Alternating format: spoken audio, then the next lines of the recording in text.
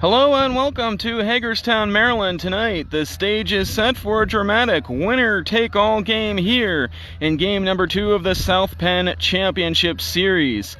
It's been a crazy 54 days here for all of us, and we're so happy that all of you have tuned in with us throughout the last month plus on our broadcasts. This will be our last one of the year tonight, as the South Penn League Championship will be decided here on the field at Hagerstown.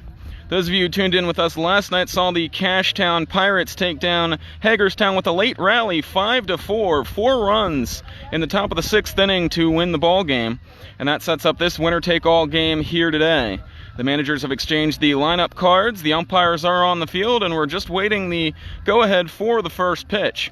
We're 4 minutes here before 6 o'clock, so the Hagerstown Braves getting ready to take the field here. We'll take a look at the Cashtown lineup.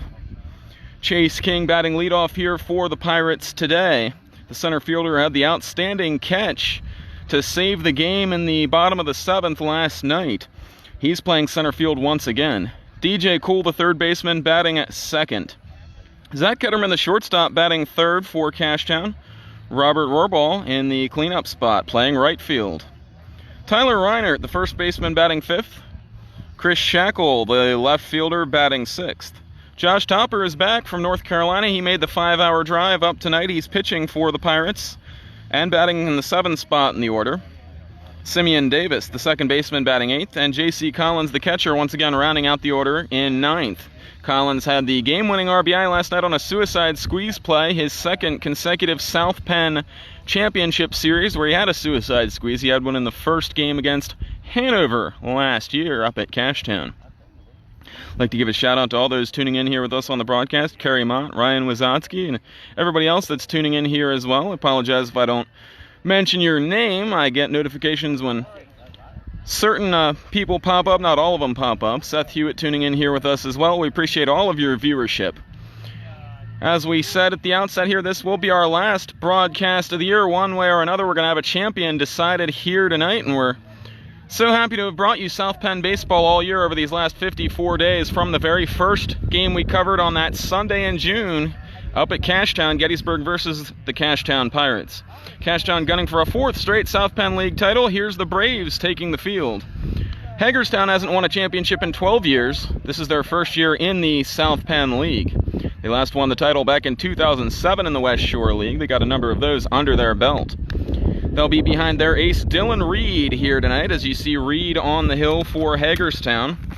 It's his postseason debut in their 5th game. On the regular season, he started 3 games, pitched 1 relief appearance. He had a 3-1 record, 17 innings pitched, a 165 earned run average, 21 strikeouts, 2 walks for this right-hander, 18 hits, just 4 earned runs. Take a look at that Hagerstown defense behind him as well. At third base is Tim Hobson. Dalton Shank, the shortstop for the Braves. Second baseman, once again, Justin Lewis, an MVP candidate in the league this year. And he joins his right side of the infield mate, Ryan Fisher, in the MVP discussion as well. They bat 1-2 in this Hagerstown order. And they're both going to be heavily considered for that end-of-the-year honor. Tyler Elbin out in right field, and Connor Stevens, the center fielder here for Cashtown once again. For Hagerstown. The outfield remains the same all the way across for the Braves, as Jarrett Biesecker is over there in left field. Same 3 that the Braves put out yesterday. Behind the dish, Nick Jacoby once again, and as we said before, he is catching Dylan Reed. Saw Reed pitch against Biglerville earlier this year, a win and a 6-inning performance, giving up just 1 run in that game. And he's been somewhat of an ace for the Braves this year. Hasn't pitched a whole lot of innings for them, just 17, but they've certainly got a very capable pitcher here on the hill in this championship game tonight. George Marinos here bringing you all the live action, and we're about ready to get going. The 6 o'clock hour is nigh right now. One last warm-up toss. Jacoby going to throw through to second base, and Chase King now going to stride into the box for the Pirates. King looking to build on yesterday's performance. He's 4 for 10 in the postseason, but he was 2 for 3 yesterday with a triple and a single. The single drove in the game-tying run in the 6th inning. He moved up on an error and scored the winning run on Collins's suicide squeeze. So it's Reed set to deliver to King. And we're underway in the final game of the year. A champion will be decided here tonight on this field at North Hagerstown High School. It's a strike. No balls and 1 strike now to King. Here's the kick and the throw, and King holding the bat back just a little bit on that one. Check swing and no swing according to the home plate umpire, and the count 1 ball and 1 strike.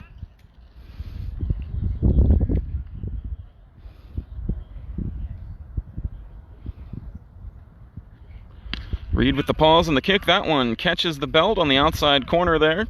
1 ball and 2 strikes now. Looks like we have the same umpiring crew from last night with the same home plate umpire and the same base umpire, I do believe. They don't give me a sheet with the list of those names before the game, so.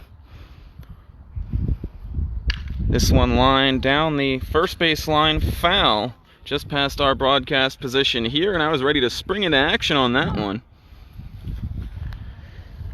But I was never really in any danger there, as that one smacks up against the screen in front of the fans here on the right side of the field, and King stays alive. 1 ball and 2 strikes, the count now. King batting leadoff. I believe this is the first time he's hit leadoff for Cashtown this year, first time I've seen him do it. Jam shot, he pops this one up, and the pitcher, Reed, is going to call everyone off. He'll catch that little short pop-up, not enough hang time for it to get to any of the other infielders there, and 1 down. So a good start for Reed. Hagerstown wearing the periwinkle alternate home uniforms here today. They've worn those on the road on occasion this season. They have 3 different uniform looks that they use. DJ Cool stands in now, the third baseman for Cashtown. Here's the kick and the delivery, and Cool is going to line this one to center field. That one's down for a hit.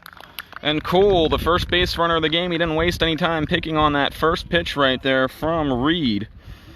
Cool with his 4th hit of the postseason. So 1 aboard now for Zach Ketterman. After going 0 for 9 in the first 2 games of the postseason, he's 2 for his last 6, including a 1 for 3 yesterday. He's batted in 1 run during the playoffs. Here's the kick and the pitch. Ketterman takes that one down, and the home plate umpire graciously letting us know that that one was low. If you're just tuning in with us, you haven't missed much. We're just getting started here in the top of the first. Cashtown with 1 on and 1 out. Reed's pitch that one in the dirt. 2 balls and no strikes. It kicks away from Jacoby, but no advance from Cool here at first base. He's Cool to stay where he is right now. And a cooling breeze blowing through the ballpark to that end at this point in time. It was a smoking hot, humid day in the Adams County area throughout the day, but down here in Hagerstown, very fair temperature. Ketterman lines this one down the right field line. Foul.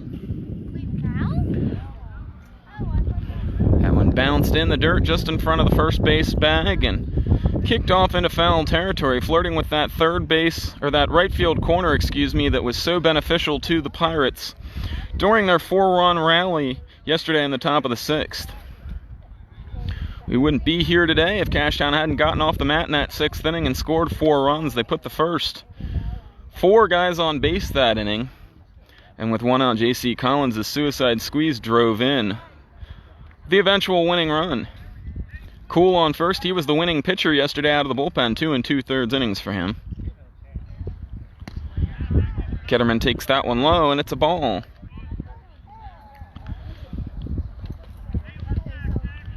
I believe it's 3 balls and 1 strike now, the count. As Reed looking to avoid putting a free base runner on here. This one is lined to the gap in right center field. It's past Elbin. That's all the way to the wall. Cool is going to come around and score easily.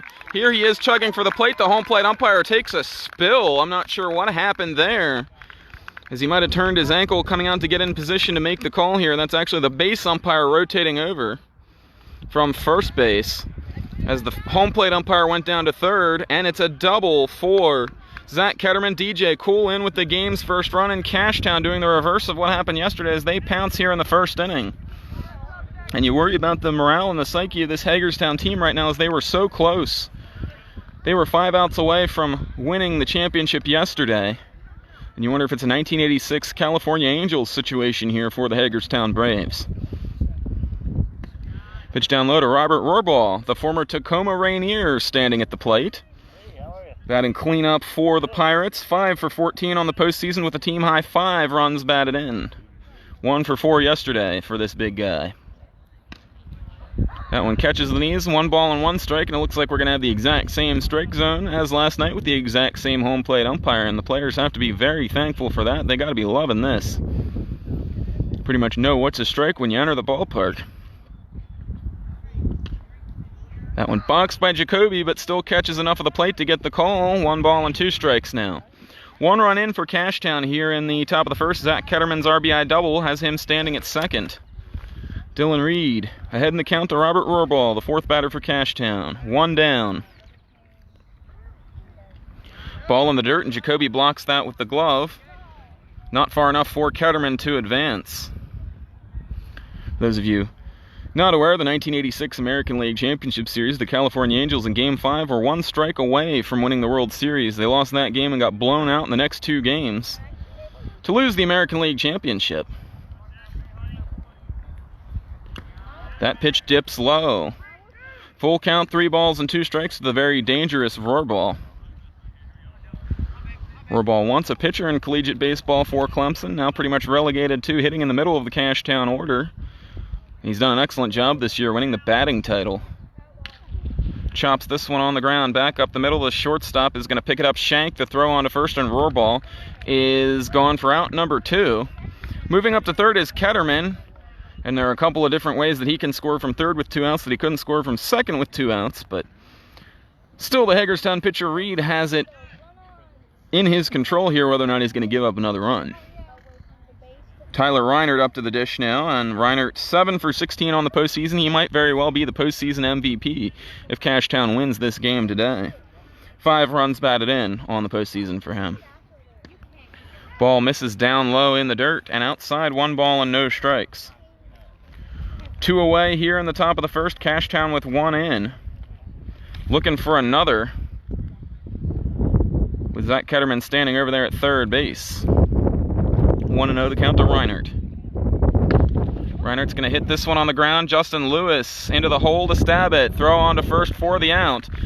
And Cashtown will have to settle for just 1. At the end of 1 inning, it's Cashtown 1, Hagerstown coming to bat here in the South Penn Championship Series.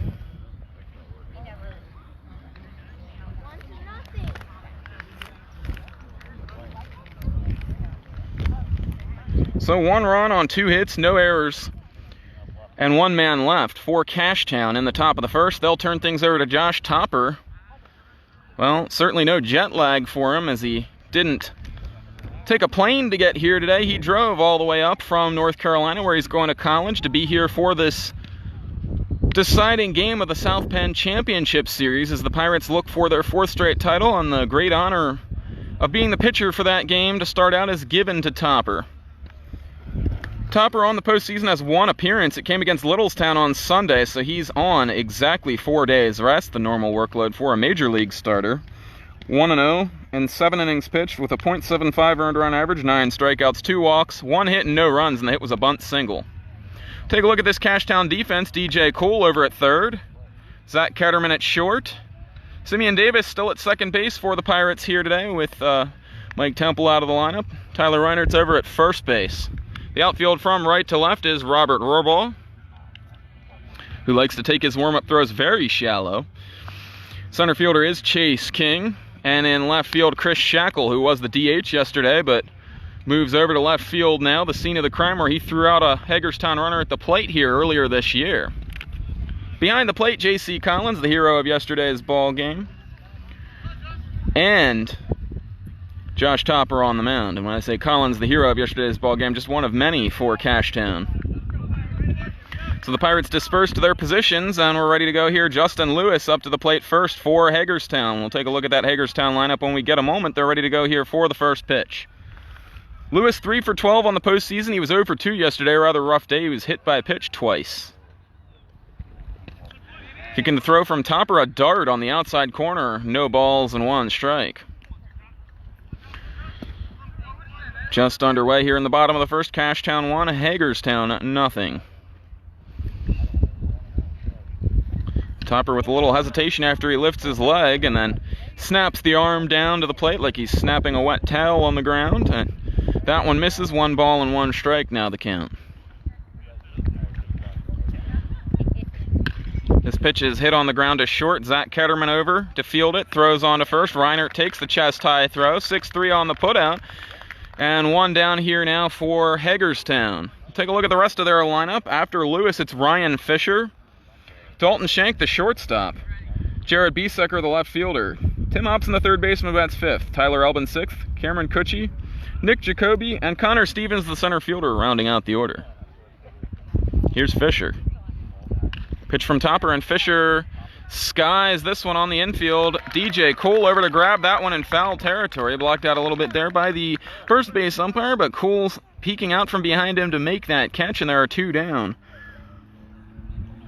4 pitches and 2 outs here for Topper, and Hagerstown looking like they want to swing early against a pitcher that shut them down earlier on this year. Topper had a complete game, giving up 1 run against Hagerstown in the regular season.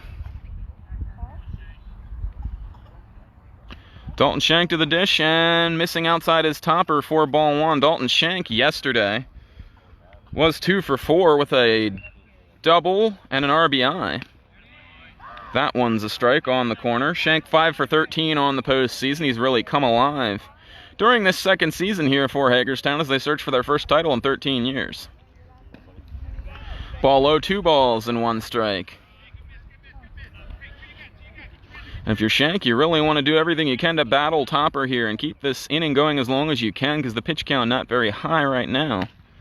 That one misses outside. 3 balls and 1 strike. Topper has thrown just 8 pitches so far. On deck is Jarrett Biesecker for the Hagerstown Braves as they go left, right, a lot of places in their order. Fouled off behind the screen. 3 balls, 2 strikes, full count now. I'd like to give a shout out to Dan Furman, Allison Harper, tuning in here with us on the broadcast, as well as Andrew Chapman and Deb Lampy. The kick and the throw, it catches the knees, the home plate umpire punching him out. It's strike 3, and that's the end of the inning. No runs, no hits, no errors, nobody left on base, and at the end of 1, it's Cashtown 1, Hagerstown nothing.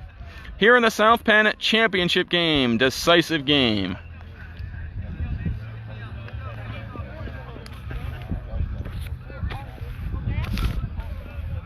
Today's game is sponsored by Tom Collins Painting, serving the Adams County community for over 35 years.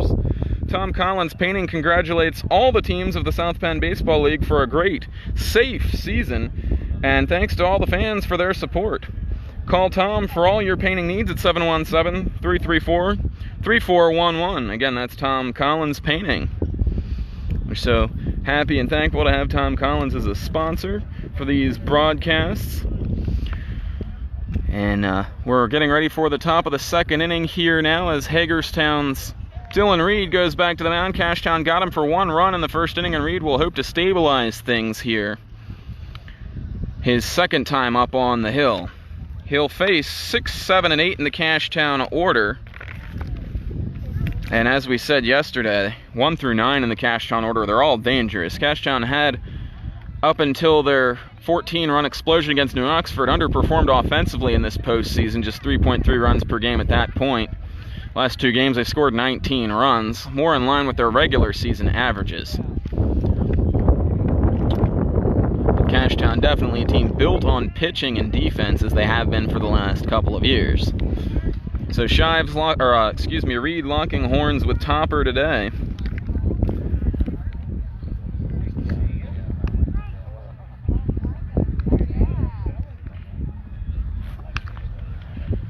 So Chris Shackle will be the first one up here in the top of the second inning. Shackle had one of the really big blows in yesterday's ball game, a 2-run triple in the 6th inning. It was his only hit of the game, but he also scored the tying run.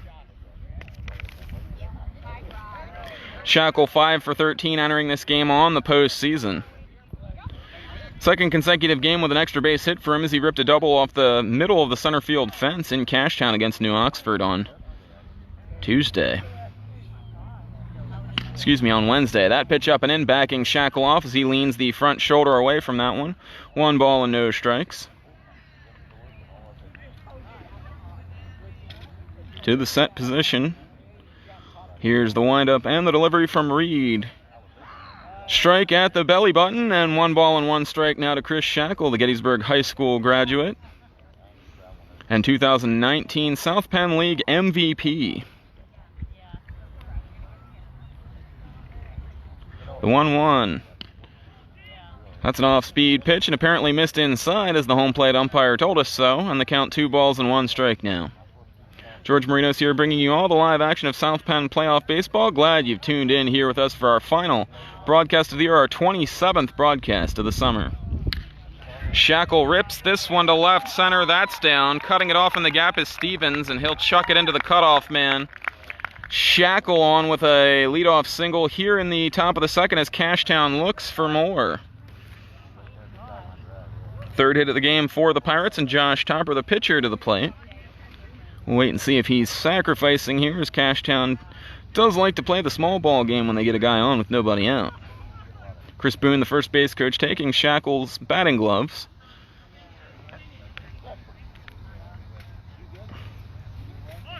Topper is indeed squaring to bunt. This one's off the plate, down the first base line, going for the tag and missing, and then flipping it to first to Fisher is Reed. Sacrifice successful for Topper, and down to second goes Shackle, representing a nice insurance run for the Pirates here in the second inning with just 1 out. And Reed back up to the hill now as he had to spring into action to field that one. He'll have to deal with Simeon Davis, the second baseman for the Pirates.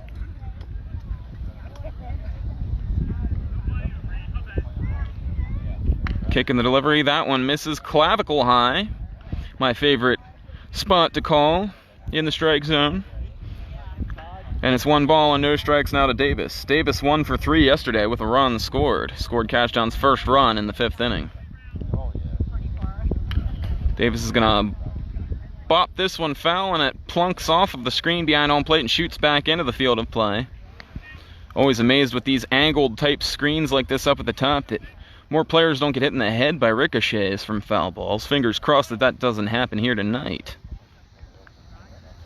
Shackle down at second, 1 out, 1-1 to Davis. Reed the kick, the throw.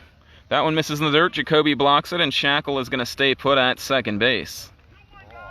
Jacoby, one of the very best pitch blockers in the South Penn League. We've seen him in action from the very get-go in the South Penn Championship Series from last night with Matt Ridnour on the hill for Hagerstown in the early going. 2-1 now, the count to Davis, the Cashtown second baseman. Swing and a miss, something off speed, and he was out in front. The lumber was well gone from the strike zone by the time the leather came through. Davis 2 for 11 this postseason.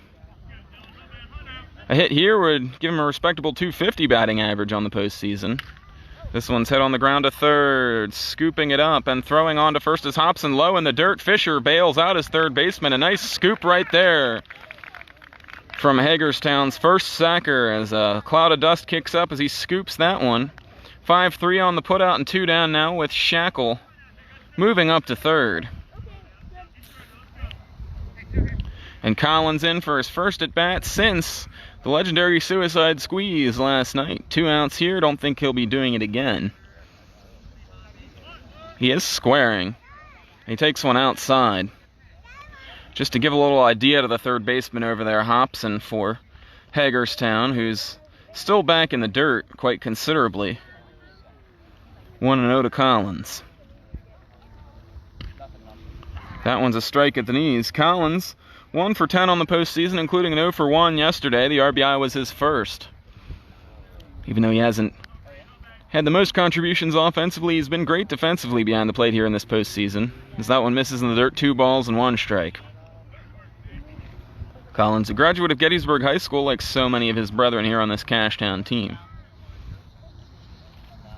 Dylan Reed, the right-hander for Hagerstown. Trailing 1-0. He's got 2 outs here in the top of the second. Chris Shackle at third. In the dirt, 3 balls and 1 strike to Collins, who, as anybody who's watched these broadcasts over the season knows, has a very discerning eye at the plate. Not afraid to take his walks, and not afraid to hit with 2 strikes. He's got 1 strike right now, 3-1. He was gearing on that one, gearing for a fastball. He got it and popped it foul off the screen behind home plate, and the count now full, 3 balls and 2 strikes. Collins, the number 9 hitter in the Cashtown order. On deck will be Chase King, the leadoff hitter for Cashtown, as they make their way the second time through the order. They hope to do it here in the second.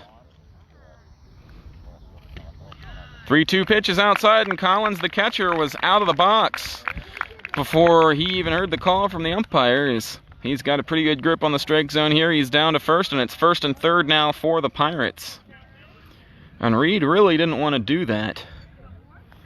That's not the guy you wanted to bring to the plate here in this situation with 2 down. They wanted to make Collins beat them there in that situation. They were unable to. Ball squirts through the catcher, Jacoby. We are going to have no play at the plate as Jacoby unable to get a throw off, and Shackle hustles in to score. Collins down to second, and he's there with 2 outs now, and Cashtown leads at 2-0 as they've got the old picket fence going here in the first 2 innings. 1 in the first, 1 in the second, and Chase King now has a 1-0 count. King popped out to the pitcher on a jam shot his first time up. Takes a belt-high strike on the outside corner, and that appears to be where they want to work King, as the first strike of each of his first 2 at-bats was right in that same spot.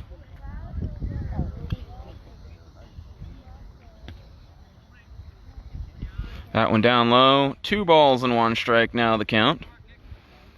I'd like to give a shout out to some players around the South Penn League who are tuning in here on the broadcast. Michael Schultz Jr. from Biglerville and Tyler Martin from Gettysburg.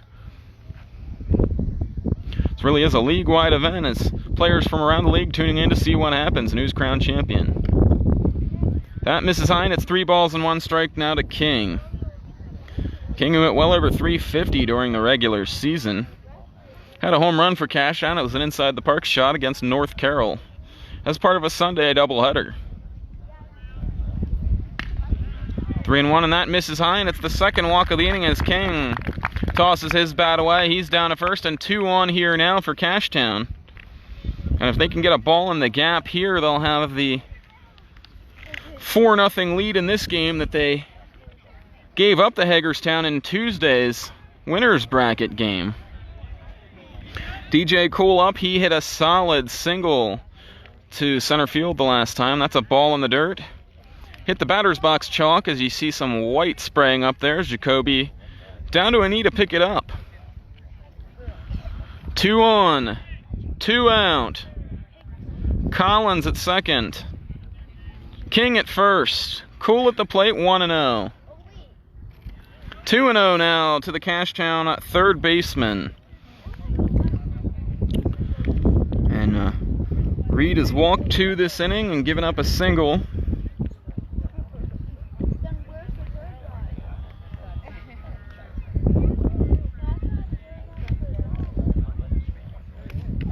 The wild pitch bringing home a run. That one catches the outside corner. Looked like Cool was taking all the way. 2 balls and 1 strike now. So 2 2-out walks here. Collins and King walking with a pair out to start this rally up again for Cashtown. 2-1 pitch catches the knees, and it's a strike. 2 balls and 2 strikes. Can't see in and out from here in the strike zone, but we can see up and down. And that one certainly caught the knees right there. Reed to the belt, the stretch. The throw, Cool tops this one foul at the plate. May have caught a little piece of himself with that one, and we posed the question to you on the broadcast last night, where's the worst place to foul a ball off your body? And we got a wide array of answers from the fans. The one that stood out to me was fouling one off your face. I think that would be worse than any of them for me. Fouling it off the top of the foot, off the shin. That was listed. Fouling it off the knee. 2-2 pitch is high, and the count will run full. The runners will be in motion for Cashtown. No hold at first, and only a bit of a token jockeying over there at second, so King and Collins will be able to mark off a nice lead here. as they get a head start on the base paths. 3-2, 2 outs.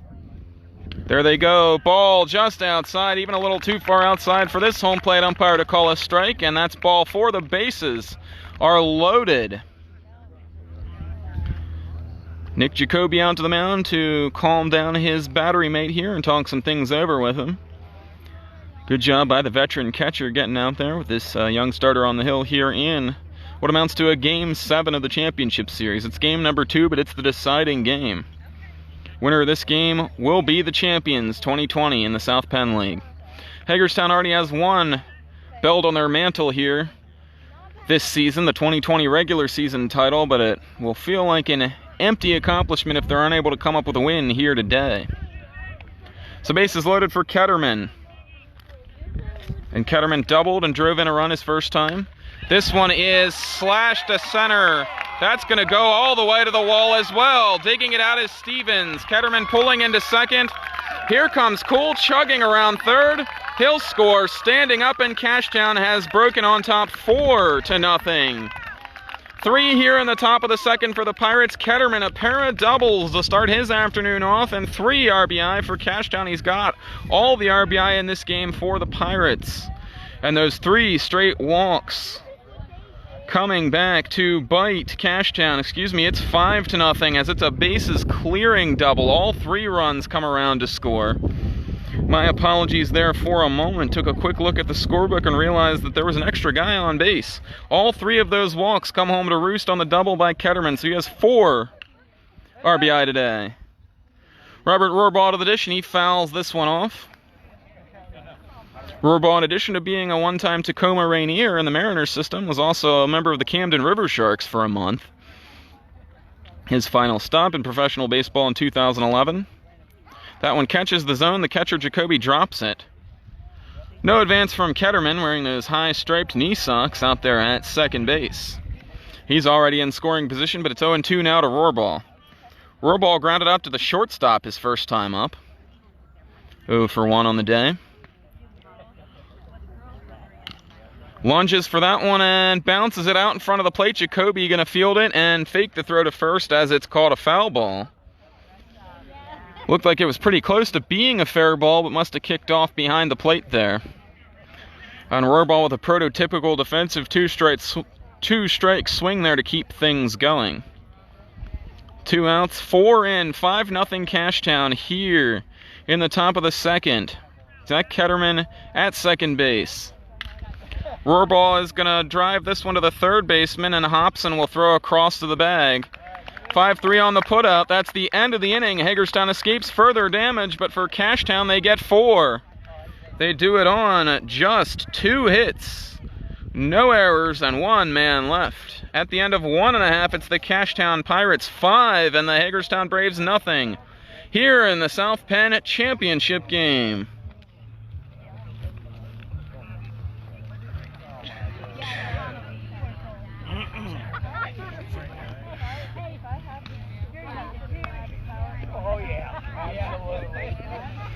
So as we come back to the ballpark here, it's 5 runs on 4 hits with no errors for Cashtown.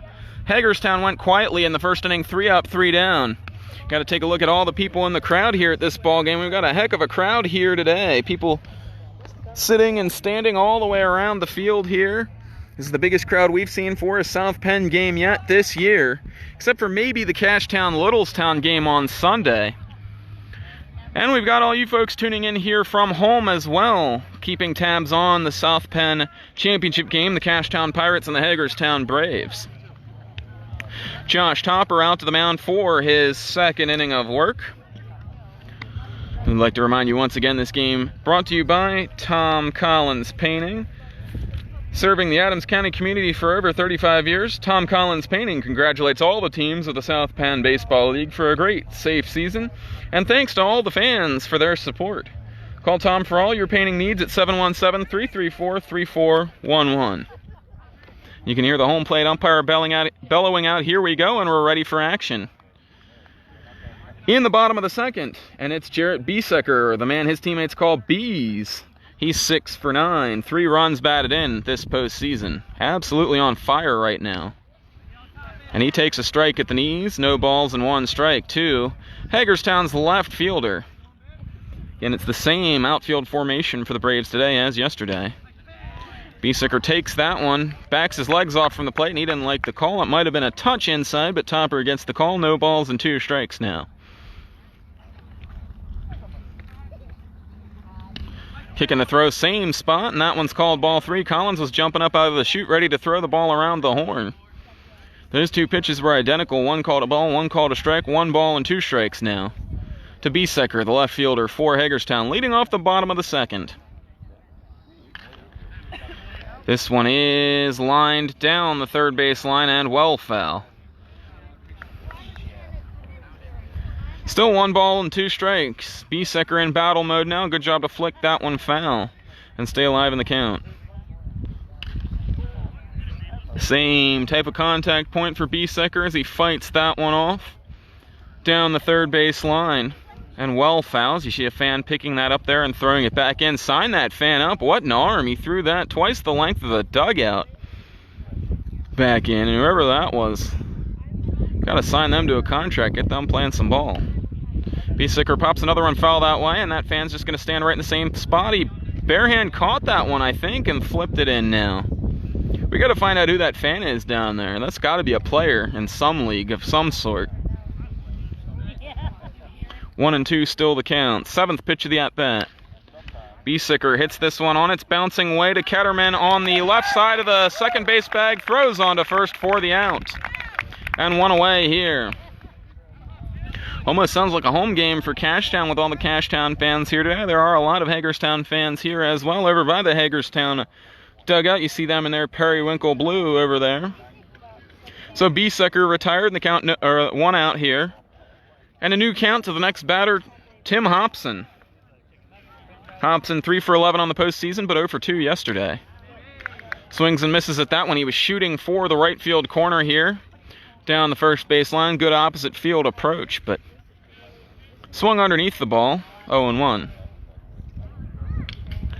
Foul tips that one back to the screen. No balls and 2 strikes, and Topper ahead in the count 0-2 on a second consecutive batter here in the bottom of the 2nd. Cashtown has granted him with a 5-0 lead. He's certainly looking like he wants to roll with it here and pump strikes. Formidable lineup for Hagerstown. They do the majority of their offensive damage early in ball games. Outside, Hobson thought about it. Crouches down, gets a good look at that one whizzing by, and takes it for ball 1, 1 ball and 2 strikes. Topper looking none the worse for wear after spending a 4th of the day in his car yesterday. Actually, this morning. Hobson chops that one back to the mound and pounced on by Topper. Flipped to first, 1-3 on the putout, and Hobson is the 2nd out. Here in the bottom of the 2nd, 2 up, 2 down. I'd like to give a shout out to Banks, Peso Williams, Kirsten Orner, and Travis Inch tuning in here with us on the broadcast as well. Travis Inch, infielder for the Littlestown Dodgers.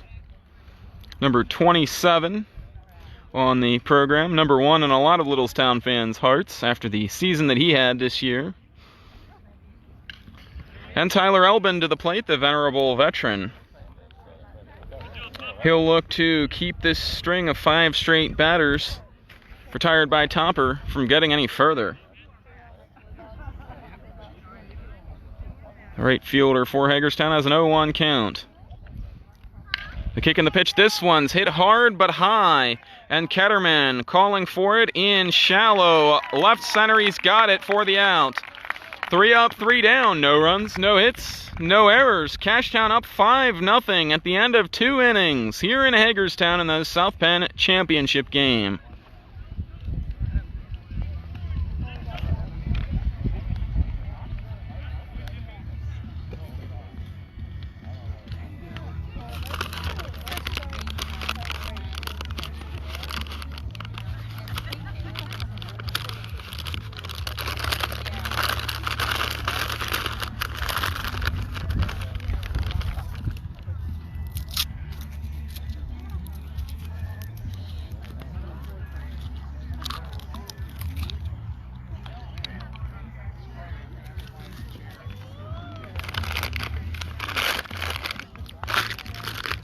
This time we'd like to give a shout out. We have Tom Collins Painting sponsoring us today. We'd like to give a shout out to our other unofficial sponsor, Hall's Cough Drops. Without them, this announcer's voice wouldn't make it through 7 innings. They gotta send me some free product or something, man, because the plugs I'm giving them on these broadcasts, it's been all season long. Prefer the mentholyptus flavor, which is kind of a minty winter fresh type flavor, and they're pretty good. In the blue bag, you can get them at your local grocery store. Dylan Reed back to the hill here in the top of the third for Hagerstown, and we'll take a look at the scoring summary from the first inning for Cashtown. They got a run on the board. DJ Cole with a 1-out single, and Zach Ketterman with a RBI double to the right center field gap, making it 1-0 Cashtown. Right now it's 5-0 as the Pirates put 4 more on in the top of the second, and we'll have that recap of that inning for you later on in this game. 5 runs on just 4 hits for the Pirates here, and 3 2-out walks in the top of the second, playing huge, leading to the 3-run double from Zach Ketterman. Leading things off here in the third is Tyler Reinert, 0 for 1. With a ground out.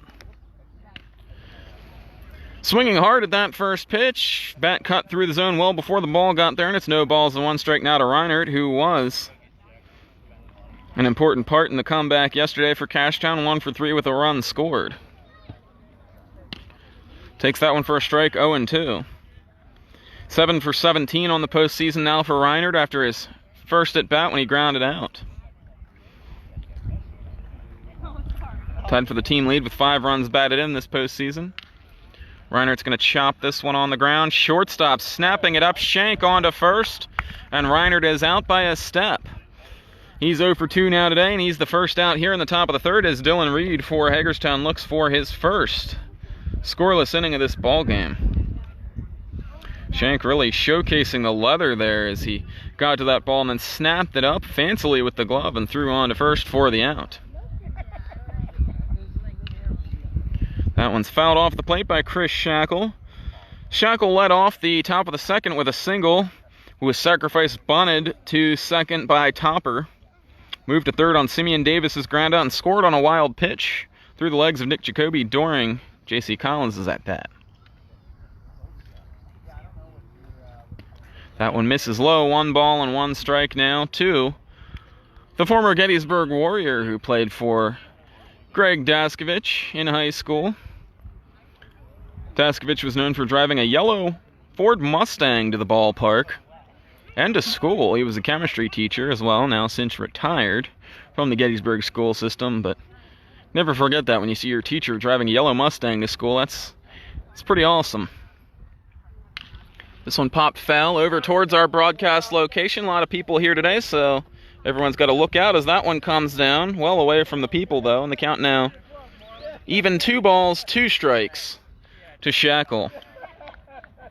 Shackle didn't get off to the start that he wanted this year. A little slow out of the gates, hitting under 200 for much of the first month of the season before he erupted for a 5-game stretch where he had multiple hits in almost every game. And he drives this one to center, but cavernous center field here, and Connor Stevens scoots under it and has it for the second out, here in the top of the third. 2 up, 2 down, and Dylan Reed motoring through the lower middle portion of Cashtown's order here in the top of the third as he looks to get his team back to the bat rack here. Rough first 2 innings for him, but he's in good shape here in the third with Josh Topper at the plate.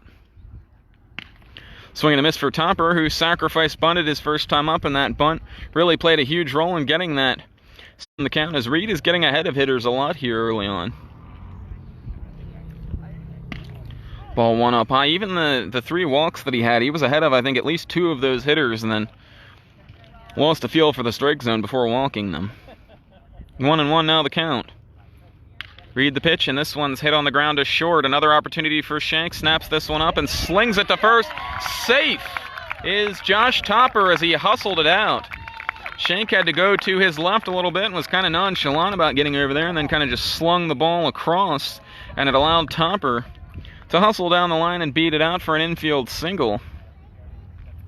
And for Hagerstown, man, when it rains, it pours. Looked like they had their first chance at a 3-up, 3-down inning, and even that didn't go right for them here. Just the way today has gone for them in this ball game. There's a strike for Davis at the belt. No balls and 1 strike.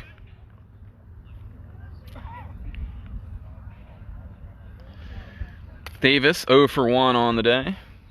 Ground out his first time up. This one hit up the middle. That's going to get past Shank and into the outfield.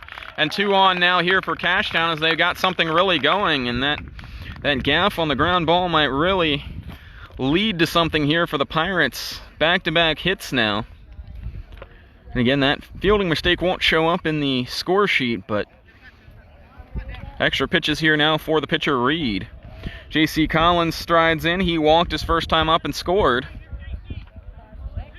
Collins looking still for his second hit of the postseason, still 1 for 10, but he'd take an 0 for 30 if Cashtown won their 4th straight championship. Collins a mainstay of these Cashtown years, championship years. He's been behind the plate for a number of them. 0-1, and he swings at one that he wishes he didn't. He pulled it back halfway through and ended up looking kind of like a cricket swing. Hit that one in the dirt. Or like he was playing rounders, and the count no balls and 2 strikes now. Again, as we said earlier, Collins very comfortable with 2 strikes. Reed looking for the put-away here in the top of the 3rd. Collins is going to hook this one down the right field line and foul. And I'll tell you what, we're getting some balls over here today. We got some balls here yesterday, too. Seems like the whole playoffs in the last week of the regular season, we were getting a lot of foul balls during our games that we did down the first base line after getting almost nothing all year.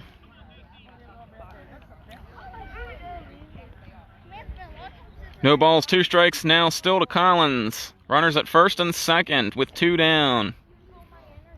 Here's the pitch, and Collins pops this one up in the air, and he's not pleased with his swing on that one. It'll be hauled in by Tim Hobson, and that's the end of the inning. No runs, 2 hits, 2 men left, no errors. At the end of 2.5, it's Cashtown 5, Hagerstown nothing.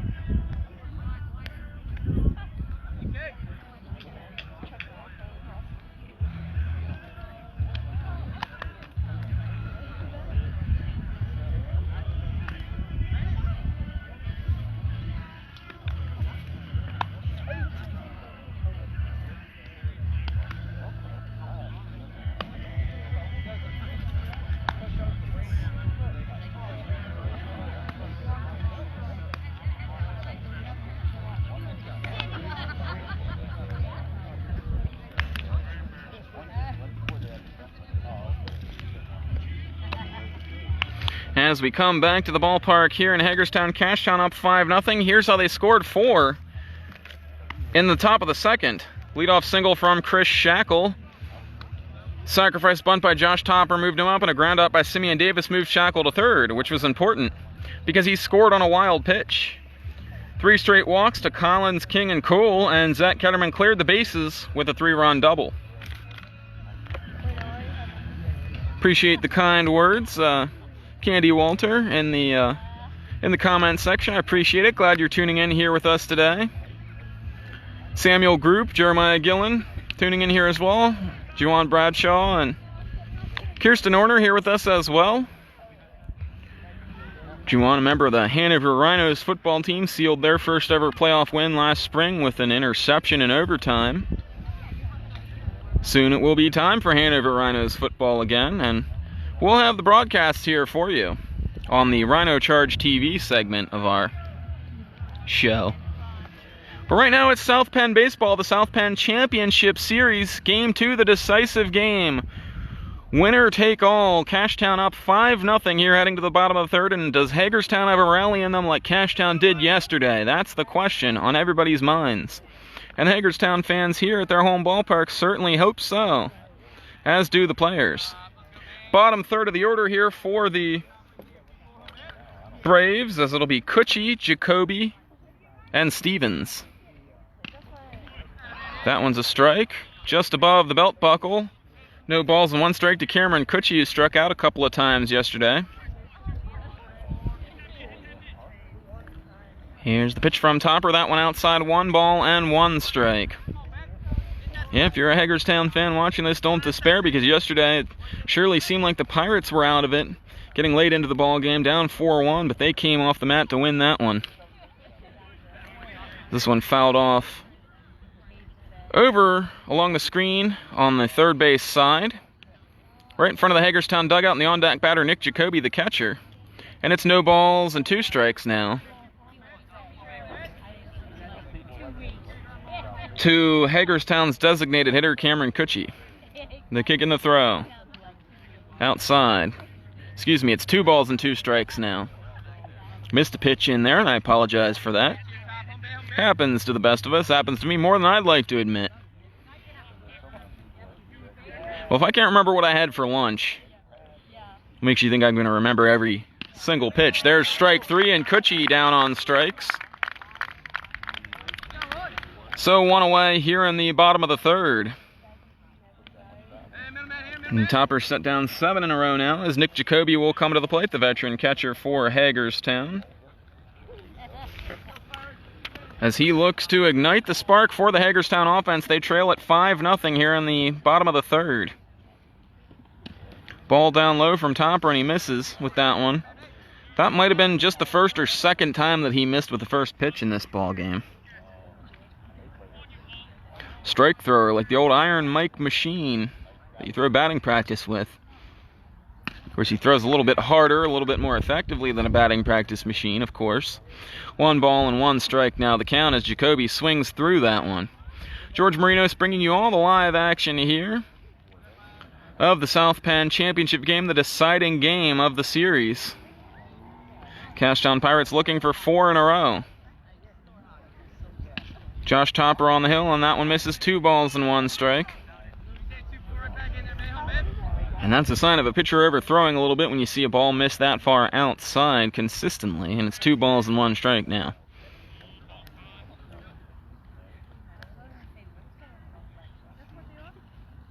Here's the pitch from Topper, and Jacoby spanks that one foul off the facade of the Hagerstown dugout, and that bounces back into play for DJ Cool. Foul ball, and the count 2 balls and 2 strikes now for Jacoby. On deck is Connor Stevens, the center fielder for the Hagerstown Braves. He's the number 9 hitter in the Hagerstown order. 1 out here for Topper, 2-2. This one chopped on the ground to short. Ketterman retreating to field it, throws across. Reinert the stretch, and he's got him. Jacoby out 6-3. Boy, and at least a couple of the Cashtown pitchers, Chase King, Josh Topper, you can say that about as well. You know they're on when they're getting a lot of ground balls to shortstop and third base, that side of the infield. They don't throw the hardest, so guys are going to pull them a lot, but when they do, if they're hitting ground balls weekly, that means these guys are on their game. Anthony Lippy, who we may see later on in this game today, the sign for him that he's on is striking people out, and lots of them. Stevens squares the bunt. He'll pull back, but it's a strike nonetheless. The count, no balls and 1 strike. Chase King out in center field for Cashtown here today. He's been unable to pitch during the playoffs due to an injury. That one misses high, 1 ball and 1 strike. Hasn't pitched in a couple of weeks, has King, so they've had to go with other options on the mound here, and they've managed quite nicely. Swing and a miss. That was a nasty, nasty curveball, and Stevens half swing. That might be the sword of the day right there. 1 ball and 2 strikes. Where's Pitching Ninja's Twitter account when you need it? Maybe we'll send that one to him after the game. 2 strikes now to Stevens. Lines this one to the right side and foul. Always going foul off the bat on that one. Reinert gave it a look. No chance for him to get there, as that was hit relatively hard, but foul. Zach Chapman tuning in here with us as well on the broadcast. Glad you're here. Cashtown up 5-0 here in the third. Swing and a foul tip, strike 3. No runs, no hits, no errors, and at the end of 3, it's Cashtown 5, Hagerstown nothing.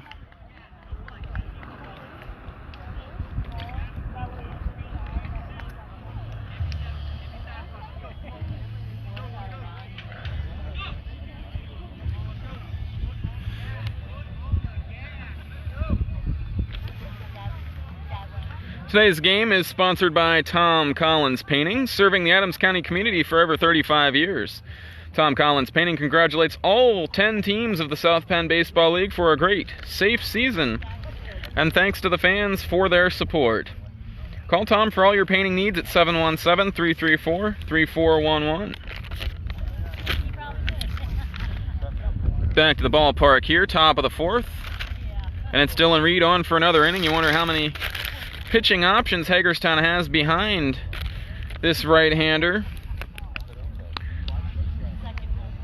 as looking at the days of rest and everything and who's pitched for Hagerstown coming into this point, it made sense that Reed was the guy on regular rest and ready to pitch for this game, and certainly a guy that Hagerstown wanted out there, as he's been excellent this season, albeit in limited action, but very excellent. What's happened to him here today in the first 2 innings, almost similar to what happened to Anthony Lippy on Tuesday in the first 2 innings. An excellent season for Lippy, and he might be the front runner for South Penn League Pitcher of the Year, but Hagerstown jumped on him in the first for 4 and got him for 2 more in the second. And you just see the shock in the ball club when your best pitcher goes out there and gives up a handful of runs early on in the ball game.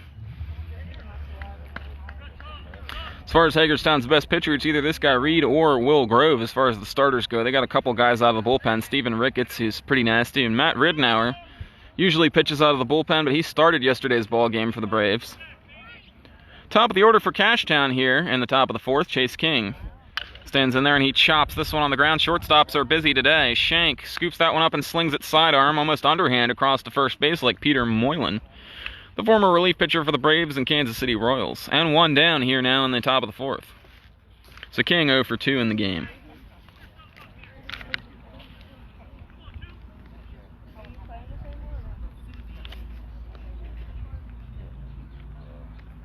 Here's the pitch, and it's a ball just outside to DJ Cool. Cool 1 for 1 on the day. A walk and a single, has scored 2 runs for the Pirates. 40% of their run output today. Misses down low, 2 balls and no strikes to Cool.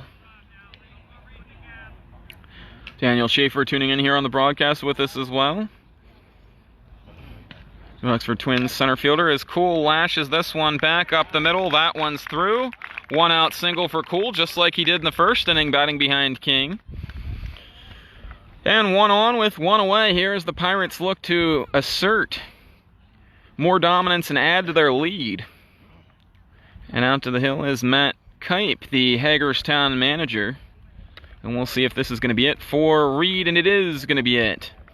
So 3 1/3 innings for the Hagerstown starter, and he gets a nice hand from everybody in the crowd here as he walks off. High fives from his teammates.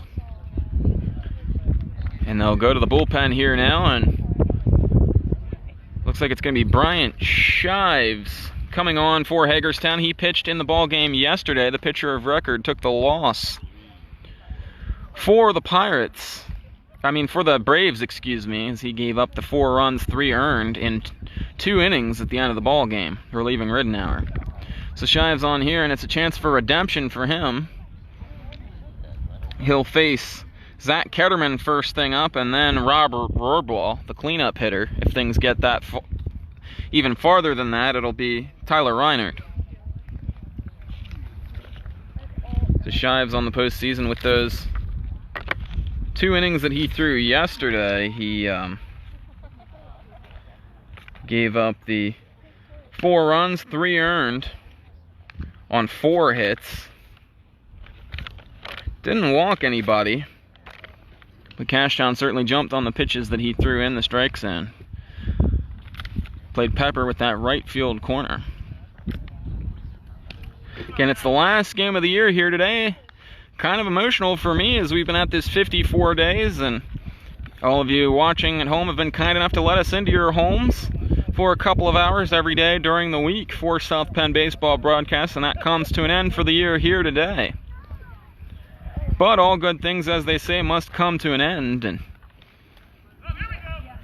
the silver lining for the season ending here today is that one of these two great teams on the field here will be crowned South Penn League champions, and that is an absolutely wonderful thing for whoever wins this. Both of these teams deserve it. Both of these teams have earned their way here, and these have been the two best teams in the South Penn League all season and all postseason long. Zach Ketterman stands in there, the shortstop. That one up high. Ketterman at 2 for 2, 2 doubles, and 4 runs batted in on him today. Monster stat line. He's got cool at first again, like he did in the first inning when he drove one into the gap. That one up high, 2 balls and no strikes. Shives missing a little high with the first 2. Shives, again, as we said yesterday, was the winning pitcher in the game where Hagerstown clinched the South Penn regular season title this year. Cool the lead from first. Not going anywhere. This pitch swung and missed by Ketterman. Swings over the top of that. He really liked what he saw from Reed. He's not liking as much the offerings from Shives here this third time up. On deck is Robert Rohrball. That one a picture perfect strike. No, it's outside, excuse me. 3 balls and 1 strike.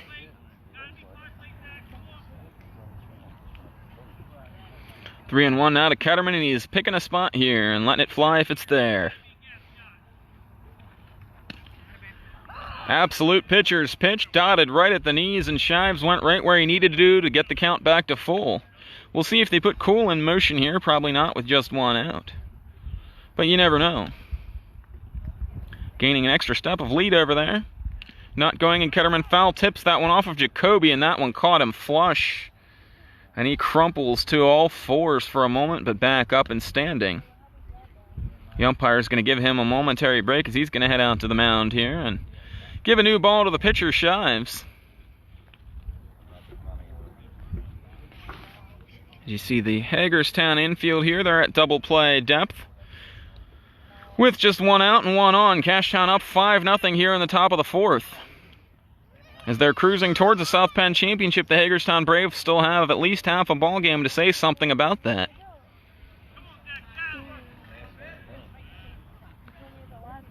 Three and 2 now the count.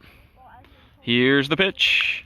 Ketterman laces this one to first. Laces this back to the pitcher. Throw on to first, and it's a double play. What a play by Shives to grab that one. The reactions of a cat on the mound as he scoops that one up and throws it on to first. 1-3 on the double play. No runs, 1 hit. No errors, thanks to a nifty Hagerstown double play. Nobody left. We're halfway home in the final game of the year, the South Penn Championship. It's Cashtown 5, Hagerstown nothing.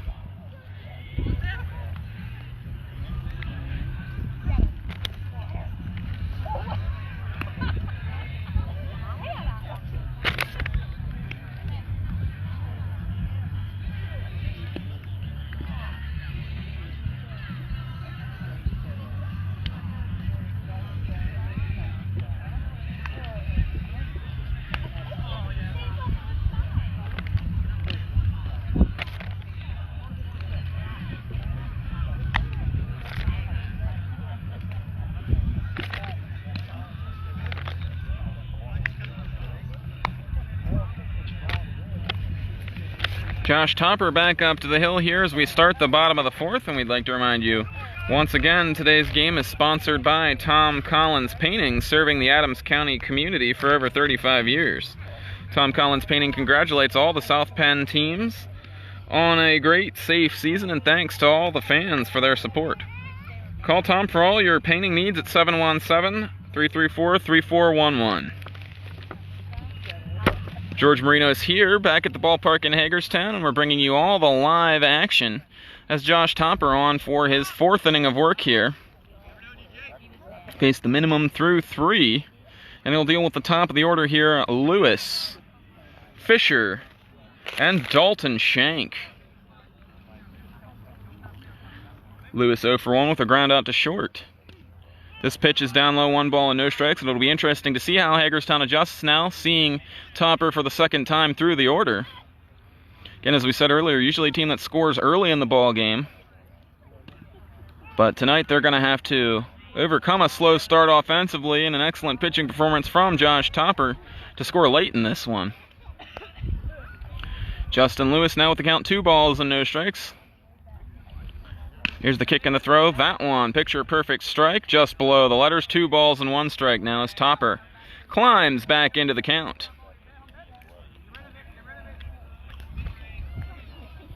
Thumb is falling asleep over here in the broadcast booth. This one by Lewis fouled back to the screen. We got an excellent championship game going here today, but my thumb doesn't care. It's decided it's time for its afternoon nap. So I apologize for the shaking of the camera there for a moment. Just trying to get the feeling back in my thumb. 2 balls, 2 strikes, count even now to Lewis. Topper going for the kill here on the leadoff batter in the bottom of the 4th. Kicking the throw, and Lewis hits this one in the air to right. Robert Rohrball cruising underneath it, and he'll grab it for out number 1. 10 in a row now for Topper. 1 down here in the bottom of the 4th. So Lewis 0 for 2. And that'll bring in Ryan Fisher. Popped out to third baseman DJ Cool in foul territory his first time up. And he'll look to be a rally starter here for Hagerstown. Here's the twist and the delivery. At the knees, it's a strike to Fisher. No balls and 1 strike.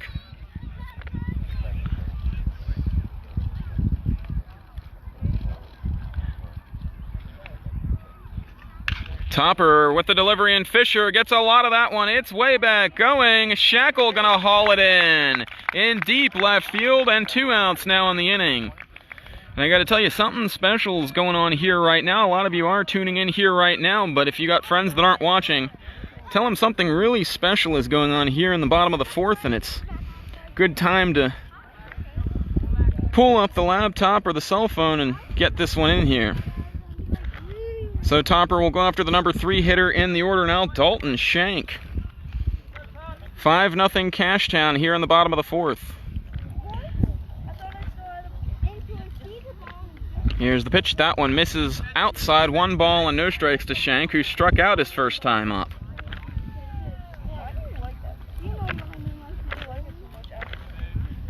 Here's the kick and the delivery.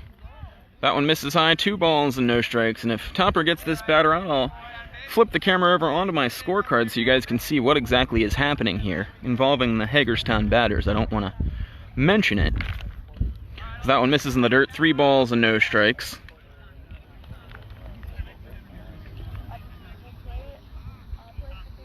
So Topper in trouble here for the first time today. 3-0 the count. Lewis flew out to right to begin the inning. Fisher flew out to left.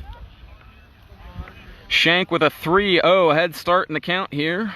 Probably taking on 3-0, but we'll see.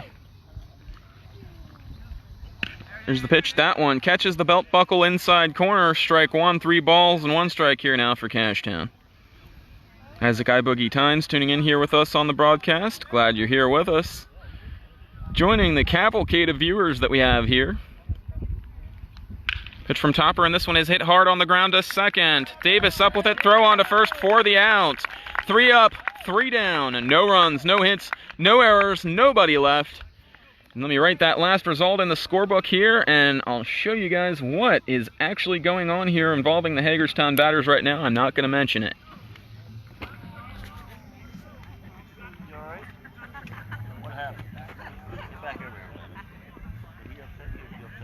So let's see who can tell me in the comment section what kind of thing is happening right now for Josh Topper on the mound for the Pirates, just by looking at this scorebook here. Take a quick close look at it and tell me what you see, folks. Cashtown's up 5-0 here through 4 innings. Josh Topper pitching very well for the Pirates here today.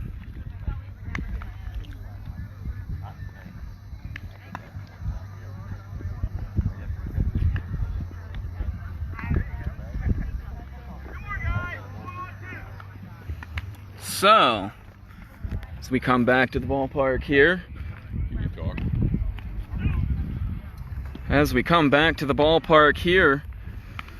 it's Cashtown coming back up to the plate. 2, 3, and 4 in the order for the Pirates. Brandon March, you got it. Give that man a lifetime supply of, I don't know, what do you want a lifetime supply of? Toilet paper, since that seems to be the scarce item, or hand soap, something like that. Brandon March, you got it right. That's exactly what's going on through 4 innings. Cashtown up 5-0 here. Bryant Shives on the hill and Robert Rohrbaugh driving this one to center, and it's Connor Stevens taking a couple of stutter steps back, and he catches it for the out. 1 down here in the top of the 5th.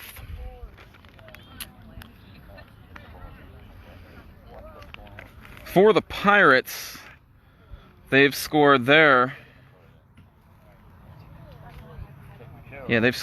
5 runs on 6 hits, and without the benefit of an error from Hagerstown here today.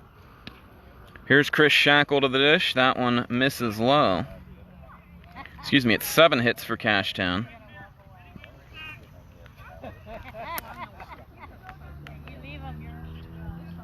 Here's the pitch, and that one catches the zone. 1 ball and 1 strike here to Shackle now.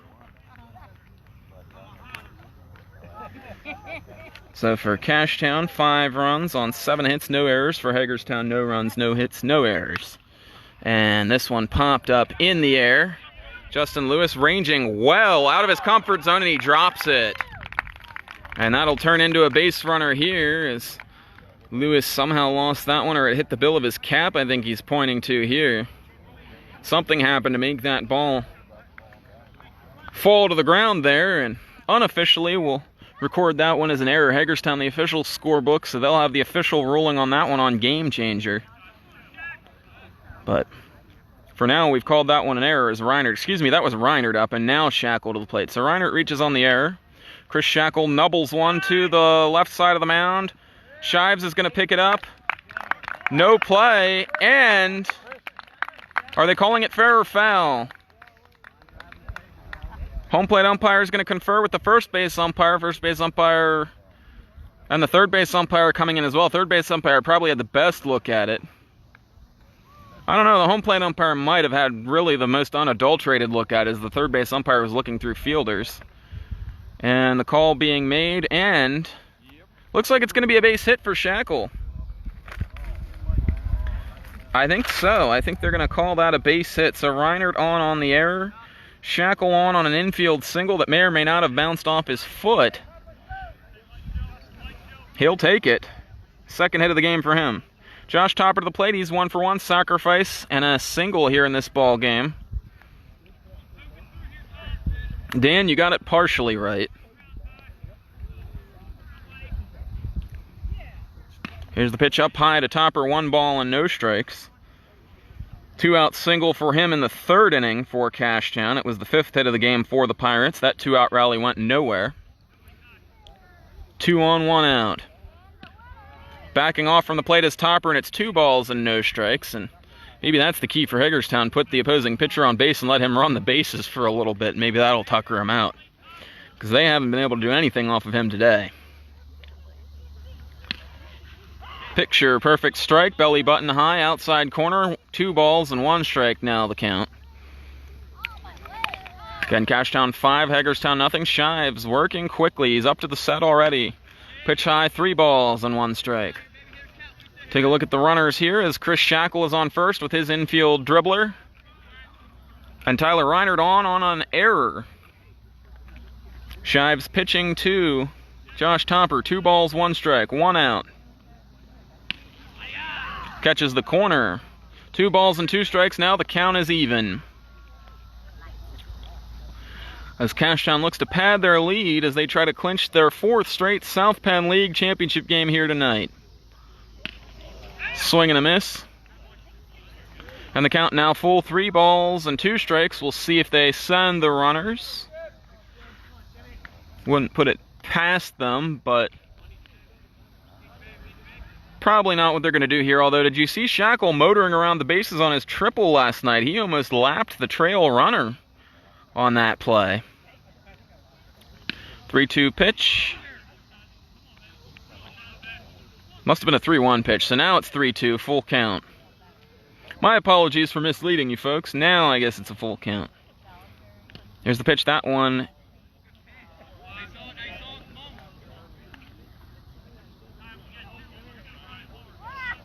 Wait a minute.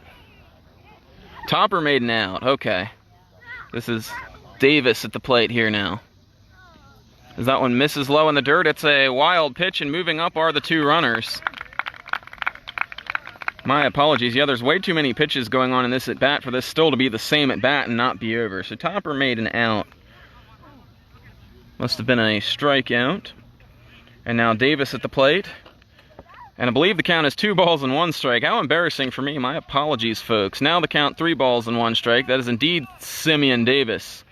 And the count is indeed 3-1. Like a cat, I'm going to land on my feet, even when I take a little stumble momentarily. Kicking the throw outside, ball 4, and those advancements from the runners on the wild pitch end up being a moot point as Davis draws the walk and loads things here for Cashtown. Bases loaded, 2 outs, and J.C. Collins, the number 9 hitter, will come up. Collins 0 for 1 on the day. He popped out and walked. He also scored a run for Cashtown, their 3rd run of the ball game. And again, those of you tuning in yesterday know how clutch he was with that suicide squeeze bunt. Actually got himself the headline of the story for this game in the Hagerstown newspaper yesterday. So the count, no balls and 1 strike now to Collins. Bases loaded, 2 outs. Cashtown 5, Hagerstown nothing. Ball just outside, 1 ball and 1 strike now to the Cashtown catcher as Bryant Shives looks to work out a little hot water that he put himself in here. Davis at first. Shackle at second. Reinert at third. Shives to the rubber. Ball high, 2 balls and 1 strike. Walks as good as a hit here for Collins as it would drive home a run. Here is the positioning of the Hagerstown outfield. About average depth as they try to cut off a second run on a potential single. That one catches the zone, 2 balls and 2 strikes as Shives carving up the bottom of the zone there. Count even now. Hagerstown has designs on coming back in this ball game. They've got to stamp out this rally right here, right now. 2-2 pitch from Shives. Collins hits this one on the ground. That one's going to be fielded by the shortstop and thrown on to first. Fisher's going to dig that one out and save Shank an error. Nice job by Fisher over there. The inning is over. Huge, huge rally killer for Hagerstown. And no runs, 1 hit, 1 error, bases left loaded. Cashtown maintains their 5-0 lead heading into the bottom of the 5th.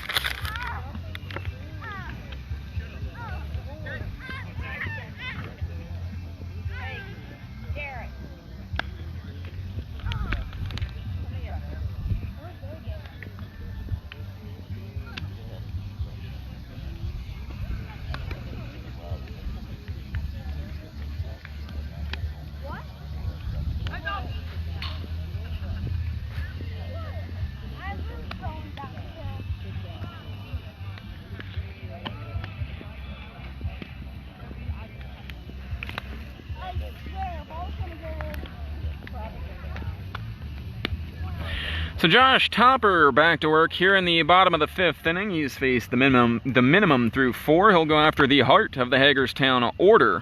4, 5, and 6 for the Braves. Jarrett Biesecker, the hottest hitter in the Hagerstown lineup. Tim Hobson, and then Tyler Elbin.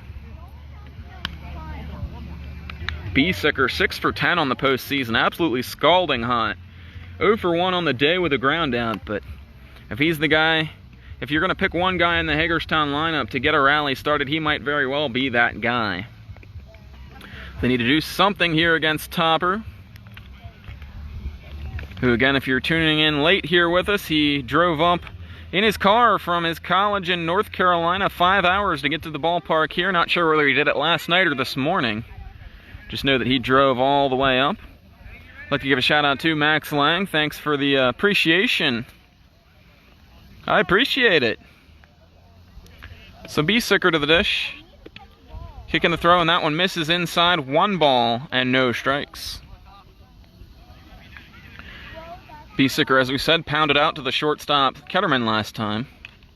Fouls this one off. 1 ball and 1 strike now the count. To Hagerstown's left fielder. Just looking to get anything started if you're a Hagerstown batter. Topper hasn't pitched out of the stretch yet today. 1 ball, 1 strike.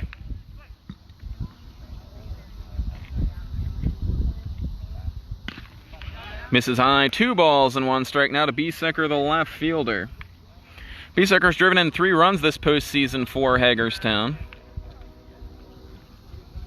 Here's the kick and the throw. Broken bat, shot to first. Reinert has it eat him up. Picking it up is Davis and trying to take it to the bag, but unsuccessfully, and that will be the first Hagerstown base runner of the game as Biesicker reaches on the error. As that bat sort of died a hero, as Biesicker won't get credit for a hit on it. It'll be an error rolling up the arm of Reinert, but if it's a rally starter for Hagerstown, they might as well enshrine that bat in a glass case in a shadow box at whatever they call their indoor home location, whether that's the fire department or the high school or wherever they put up their championship banners. Tim Hobson to the dish, and Biesicker off of first now. He's running. No, he's not. He was getting an extra lead for the bunt. Hobson bunted through that one, and it's no balls and 1 strike. This point here in the 5th inning, it's getting late for Hagerstown, so you got to believe they're not bunting to move a runner up. Getting a run would be helpful, but they've got 9 outs to play with, and they don't want to give any of them away, especially after Cashtown just gave them 1 back. Topper checking the runner. To the belt. Here's the kick and the throw. Catches the lower portion of the knees. Very close pitch. Collins, a good job receiving it to earn the call for his pitcher in the count 1-1. See how long Biesicker stays at first here. Topper's wondering the same thing as he lobs a throw back to the bag and chases the Cashtown left fielder back.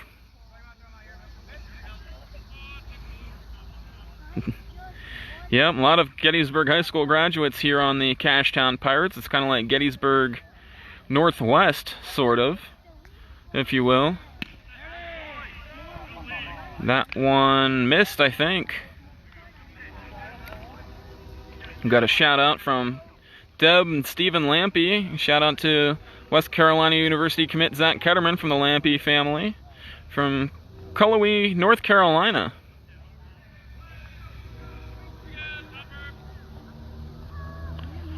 West Carolina, if I remember correctly, they have an interesting mascot for their team. I forget what it is. This pitch, strike 3, and Hobson stands around to argue for a minute, but he'll saunter back off to the dugout, and he's out number 1 here in the 5th as Topper pitching around that leadoff error right now.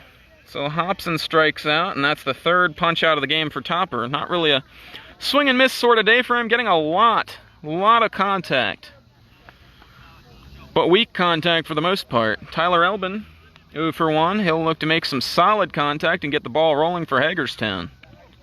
Back to first as we have a pickoff throw here, and Biesicker in standing, a little closer than it might have seemed.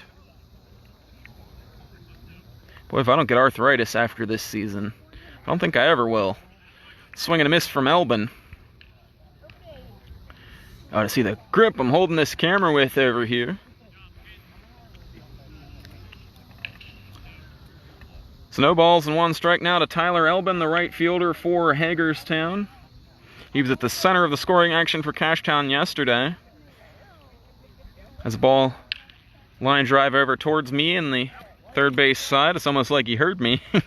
But he was at the center of the Cashtown rally. Had a ball bounce past him for a triple. No error assessed because it was a diving effort for him. And then had a throwing error on the next play that set up Cashtown's winning run, which ended up being an unearned run. But it was enough to win the ball game. So Elbin would love to move Beesicker along here and get himself on base. Topper, the kick and the delivery, swing and a foul tip, and Elbin goes down in a heap. I don't think the ball hit him. I think he just took such a hearty cut on that one that he stumbled and fell to the seat of his pants.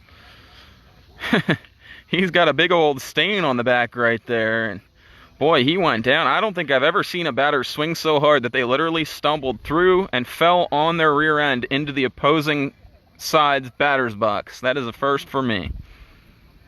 He got a piece of the ball, so the count's still alive. 2 strikes now. And the pickoff throw to first, almost a little low. Reinert saving an error, slapping the tag on, and almost gotten out for Topper there. So 2 strikes now to Elbin as he stays alive here. Cashtown up 5-0. 1 out, 1 on here in the bottom of the 5th for Hagerstown in the South Penn Championship game. Pitch swing and a miss in that time. He got him. Strikeout number 4 for Topper, and it's like he's ratcheting it up an extra notch as soon as guys get on base here now, and 2 down. So Elbin struck out for the first time, and Cameron Cutchy comes up now. He was a strikeout victim his first time up. He batted to lead off the 3rd inning.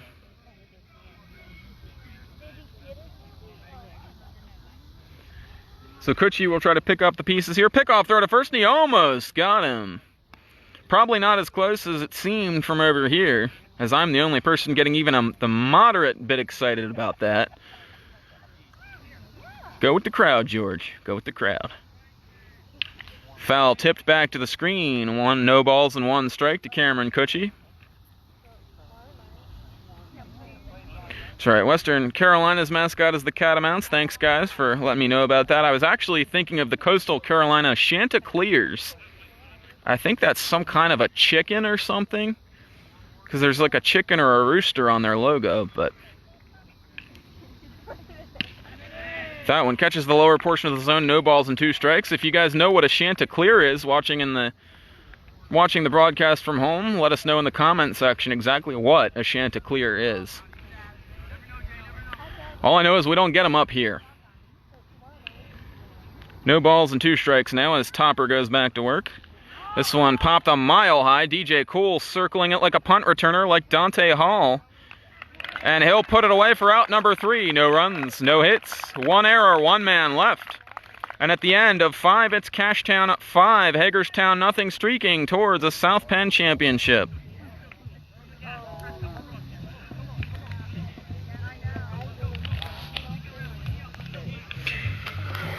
I'd like to remind you that Tom Collins Painting is sponsoring our broadcast here today, as they have done several times throughout the year.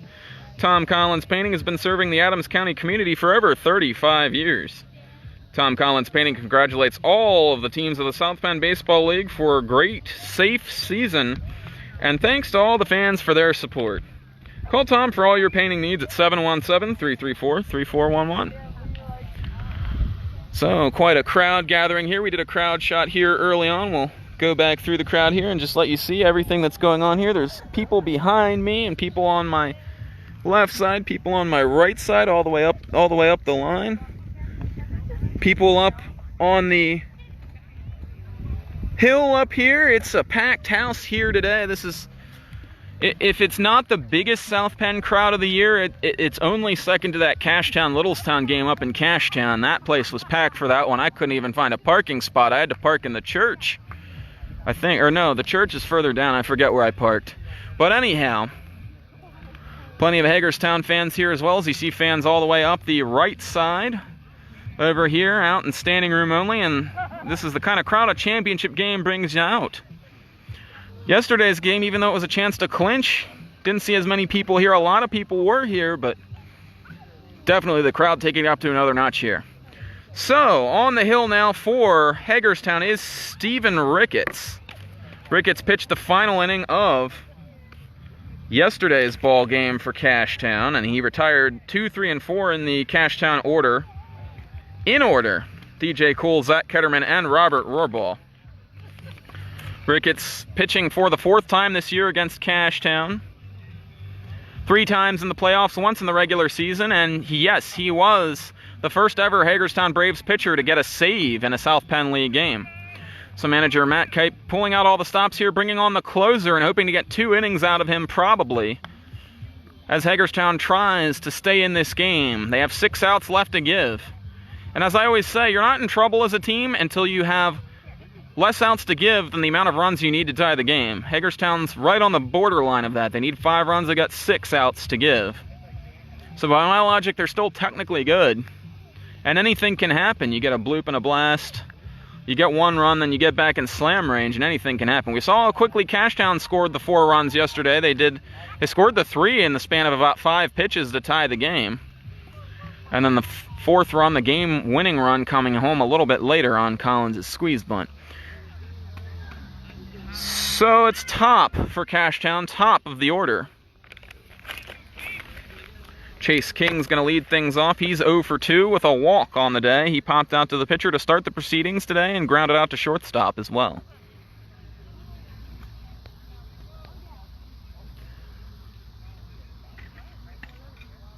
Ricketts the pitch, and King out in front swinging at that one. And again, you guys tuning in on the broadcast, I think this Ricketts guy, his motion is very similar to Steve Cishek. I think the leg kick is like Juan Marichal, but the motion like Cishek. But he throws over the top. He's even got the knee socks like Steve Cishek.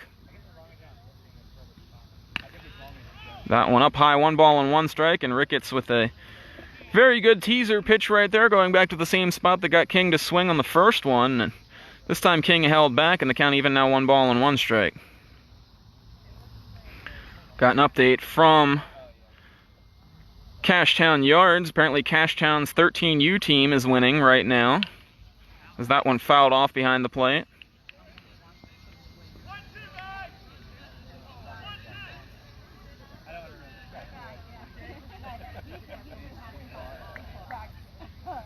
So it is the head of the league, umpires Denny Rotz, tuning in here, and he says the correct pronunciation is Chanticleer of the Coastal Carolina mascot.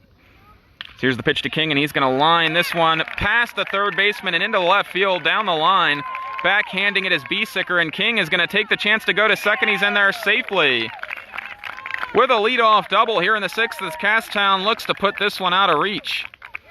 So Cashtown's 13U team is apparently winning, and thanks to Denny Rotz, it's called a Chanticleer, and yes, it's a rooster. That's the short version. He left a detailed comment in the comment section, so those of you tuning in, if you want more history on the Chanticleer, the famous fighting rooster of Coastal Carolina, then you can dig into the comment section and get some more information about that.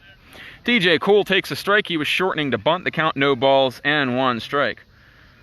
So King's double ends up being the 9th hit of the game for Cashtown. They're winning that battle 9-0 in the hit department. Cool. 0-1 the count. Ricketts the toss. Catches the zone at the knees. 1 ball and 1 strike.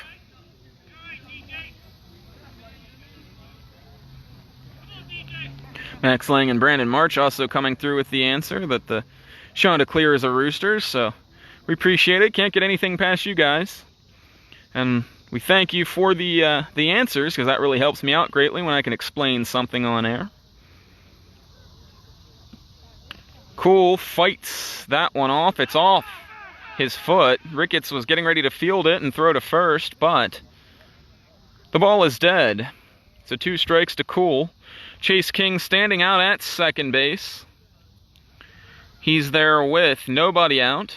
His leadoff double down the left field line as he scalded one past the third baseman, Tim Hobson.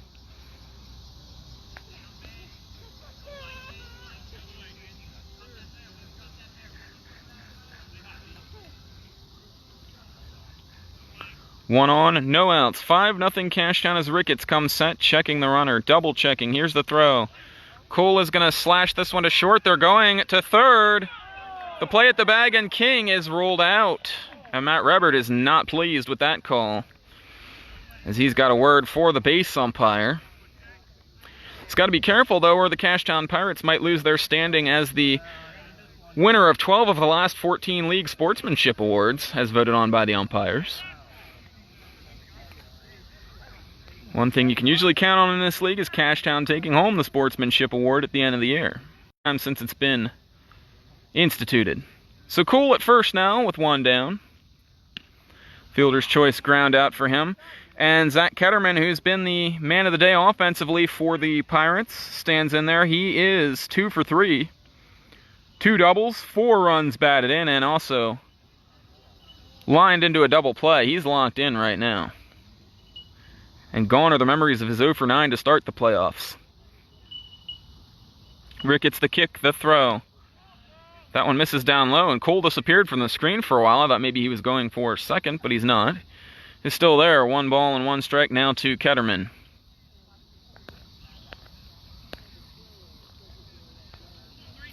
So again, this will be our final league broadcast of the season. South Penn championship game. As that one's a strike at the knees and the count 1 ball and 2 strikes. Sun disappearing behind the hill here, because it is getting pretty dark. It's getting darker and darker earlier here as we move past the longest day of the year and into the later summer months.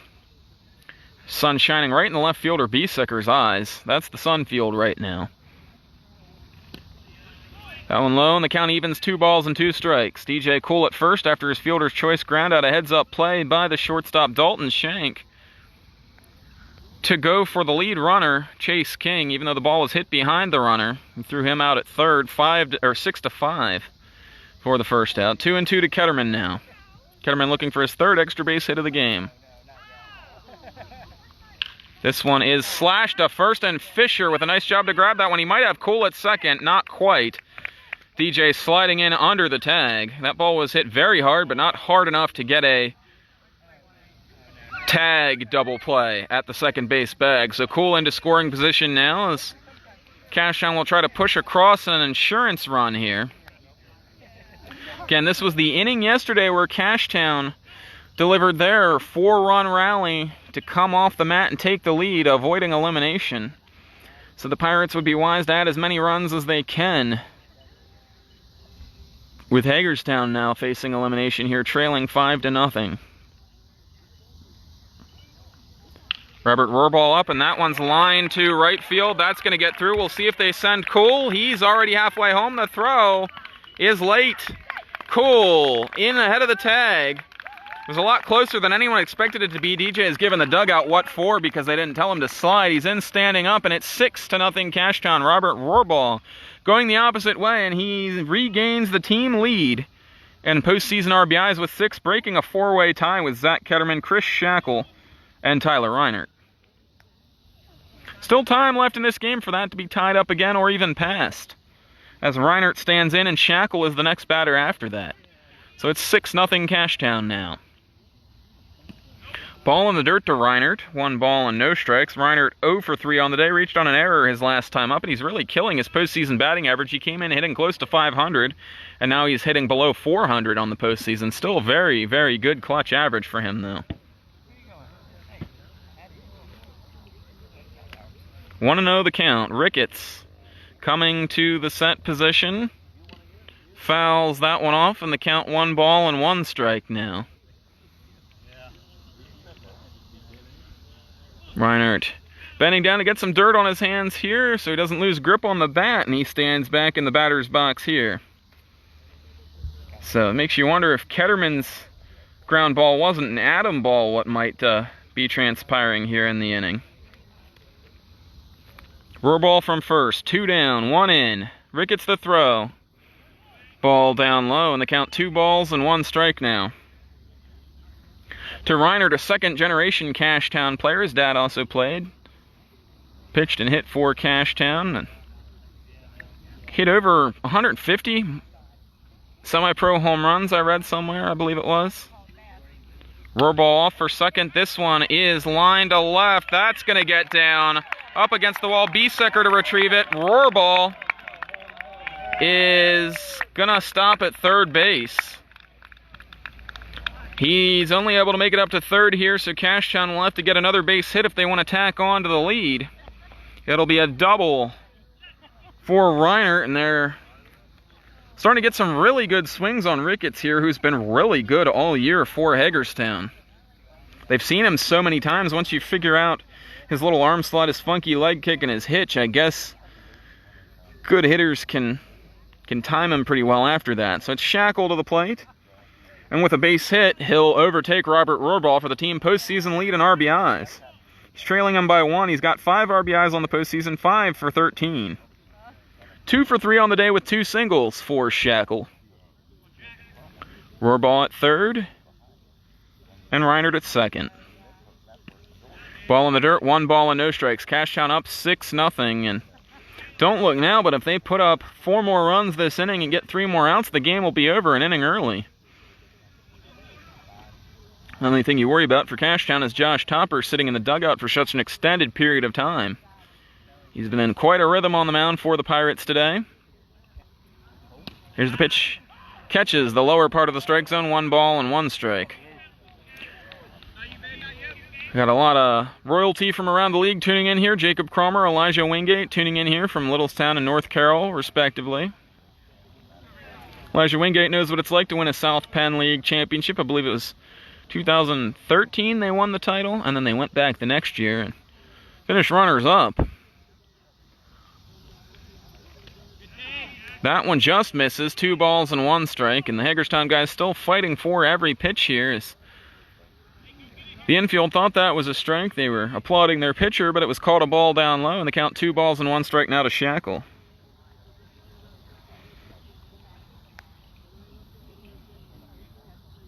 Hush falls over the ballpark here for a moment. Cashtown up 6-0. They're looking for more here in the top of the 6th. We're so glad all of you have tuned in here with us all season long.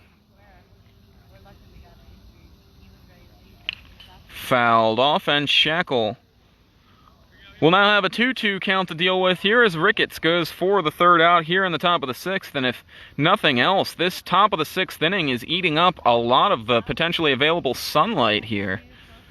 So, could get to the point where Hagerstown might be behind by so much they won't have enough sunlight left to come back in this ball game. The sun has now disappeared behind the hill, still getting some reflective glow from it.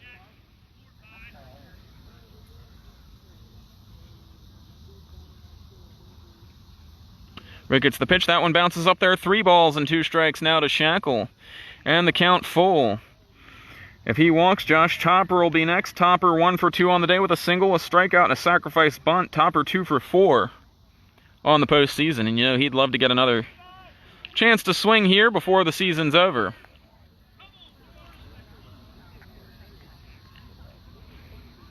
Ricketts on the hill.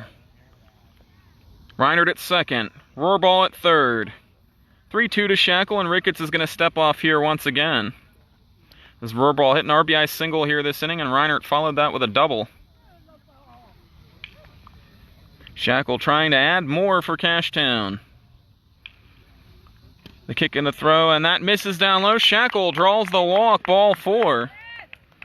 Since this game is already an official game, both teams have batted 5 times. If the darkness does come, the game will be over and the championship will be decided that way.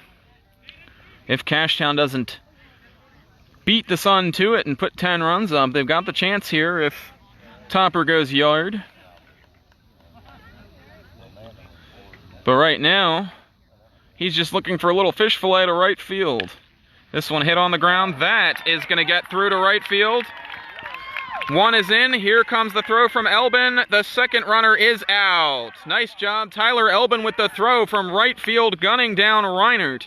9-2 on the putout. 1 more scores for Cashtown. They lead it 7-0 here in the South Penn Championship game through 5.5 innings.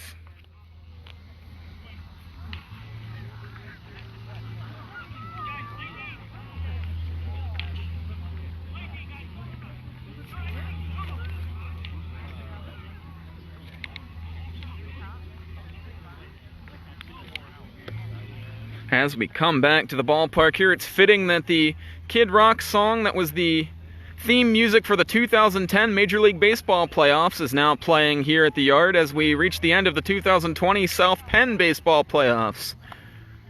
Just an inning and a half, in all likelihood, left in this season. Cashtown up 7-0. Hagerstown still a very dangerous team. So this game isn't over yet. They've got 6 outs left to give, but the Pirates up 7 3-0 after they faced elimination the last 2 days. Pirates pulling themselves off the mats. 3 days ago, it didn't seem very likely that the Pirates would win 3 games in a row to win the championship, which is what they needed to do, with Hagerstown only needing to win 1. But that's exactly what the Pirates are looking at doing right now. George Marinos here bringing you all the live action of South Penn baseball. Josh Topper continuing his strong showing on the hill for the Pirates. This is the second consecutive really great outing he's had against Hagerstown.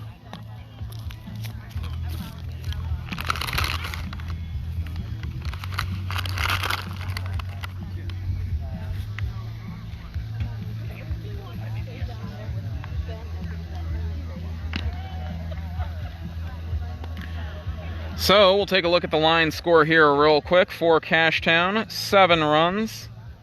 They've done that on 12 hits with no errors. Hagerstown, no runs, no hits, 1 error here to this point. As we play the bottom of the 6th, Josh Topper set to go. And if Hagerstown's got to get anything going, you would think this is the inning where it's got to happen, because it's getting really dark here. Really dark. So up first is Nick Jacoby. And Jacoby fouls that one off. No balls and 1 strike the count. Jacoby has batted once today. He grounded out to the shortstop, Zach Ketterman. The catcher for Hagerstown, as he once again tries to start a rally here for the Braves. Just 1 base runner through 5 innings. This pitch is down low. 1 ball and 1 strike now the count. Looks a lot darker on the broadcast camera than it actually does here. We probably have maybe a good 20 minutes to a half hour of sunlight left here, potentially. On the broadcast, it certainly looks a lot darker. The count now 1 ball and 2 strikes to Jacoby.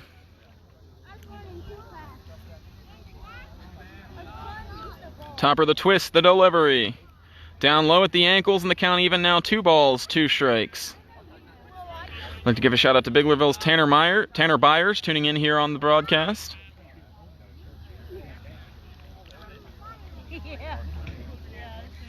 Jacoby hits this one hard on the ground, but it's right at Davis, pumping and throwing to first. 1 out here in the bottom of the 6th. 5 outs to go to clinch their 4th straight championship for Cashtown. No South Penn League team has won 4 straight titles since the Brushtown Bulldogs in 2005 to 2008. With the Groft boys as the centerpiece of that team, Darren and Derek Groft, and they had a couple of other really good pieces on that team that are escaping my mind right now.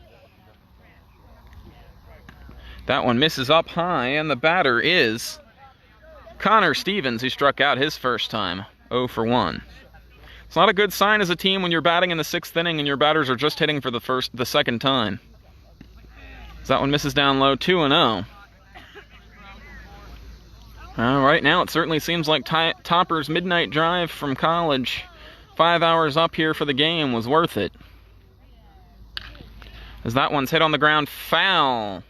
One of the harder hit balls all day off of Topper, and the count now goes to 2-1. Stevens gotten a good hitter's count and geared up for a pitch and drilled it. But it goes down the line, 2 balls and 1 strike now the count.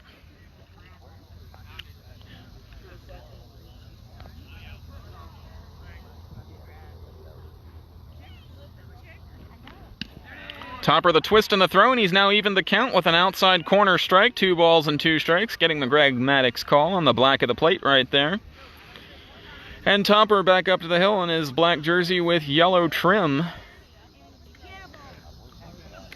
This one chopped on the ground. Topper tries for it. Ketterman's got a tough play. Off-balance throw. He got him.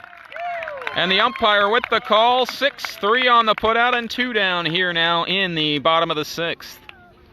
But it's a shame Cashtown's scorekeeper Carl Temple missing this one here today. He'd really enjoy keeping score for this one with what's going on right here now concerning Josh Topper. And it's going to be impossible to avoid it as we get closer to the end of this ball game here.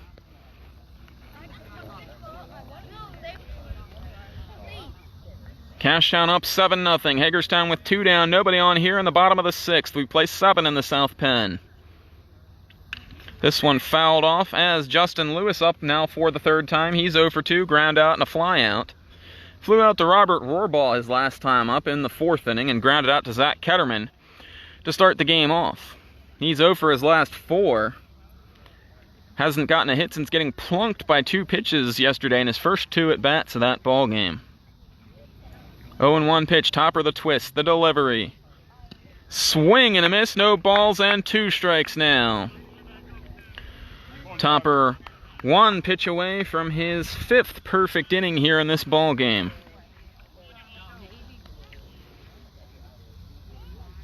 Lewis trying to battle on no balls and 2 strikes. The sun's setting. Cashtown up 7-0. Here's the pitch down in the dirt, and the sun may be setting on Hagerstown's championship hopes here now as the count 2 balls and 1 strike. Nice field here at Hagerstown. Just a shame when you don't have any lights and the daylight runs out, but this pitch outside 2 balls and 2 strikes.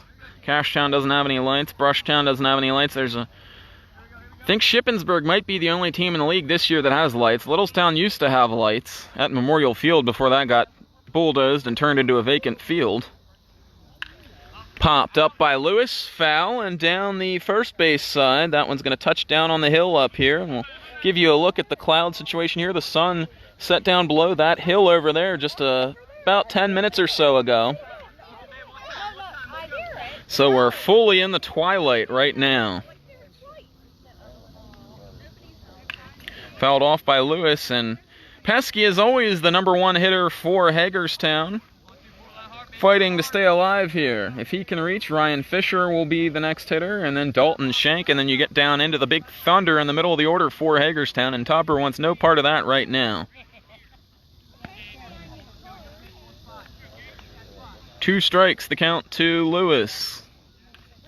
Swinging an awkwardly tipped foul ball. Kind of an Ichiro Suzuki spoiling 2 strikes type swing, except from the right side.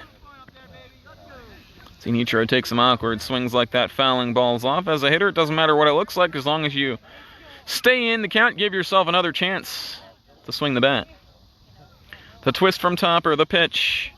Up and in, and Lewis almost got hit with that. The count now full, 3-2 to Justin Lewis.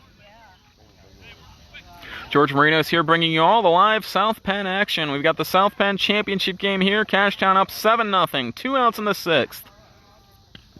Strike 3, and Lewis hates the call. He tosses the bat away. He's not happy, but that's the end of the 6th inning, and Cashtown leads it 7-0. Josh Topper with a no-hitter through 6, and we'll see if he ends up having to go back out on the mound and pitch another inning. They'll certainly send him back out there if the game continues to that point. Like I said earlier, darkness proving to potentially be an issue here before things are done.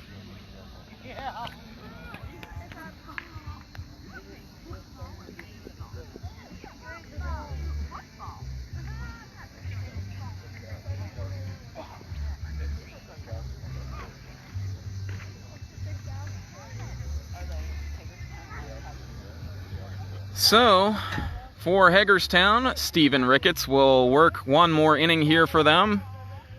The de facto closer for Hagerstown. They've had a couple of other guys close games out for them, but he was the first to get a Hagerstown save in a South Penn League game. I'd like to give a shout out to Scott Meckley here right now. You should put me on the spot, Scott. I'm not sure who the best pitcher in the best catcher in the South Penn League is as far as defense or offense. Not sure which metric you're looking at here. I mean, we've got 2 good ones here today, and Nick Jacoby and J.C. Collins, both really great defensive catchers. You know, you think of a guy like Austin Roth for New Oxford. You think about Zach Rudisill offensively for Hanover. You think Littlestown has a stable of catchers there. They've got like Blake DiPietro and a couple of other guys that they use, but I think you're looking at 2 of the really good ones here right now. Pat Armour's been around for a while as well. As far as offensive catchers in the league go, Pat Armour might be the top one right now, probably between him and Zach Rudisill. But defensively, it's hard to say. I'd say the kid from Hagerstown, Nick Jacoby, is right up there, though, and Collins for Cashtown also right up there. At one point in the season, Collins had thrown out over 50% of base runners, 4 for 7. more than halfway through the season. Did have a few passed balls on the year, though. One thing I do know about Jacoby, every time I've done a Hagerstown game, he's always blocking pitches in the dirt, like it's routine. So, last inning of play here in the South Penn League this year, probably, as Cashtown leads at 7-0. They bat top 7 as they look to extend the lead here. Stephen Ricketts trying to pitch through this top of the 7th and trying to do it as quickly as he can to conserve any daylight possible for the Hagerstown Braves offense. King pops this one up in the middle of the diamond. Ricketts is going to point it out for the first baseman, and Fisher will come in and catch it. So 1 pitch, 1 out, and that's just what the doctor ordered for Hagerstown. As we look ahead to the bottom of the 7th for for Hagerstown, they'll have 2, 3, 4 in the order as they try to break up Josh Topper's no-hitter.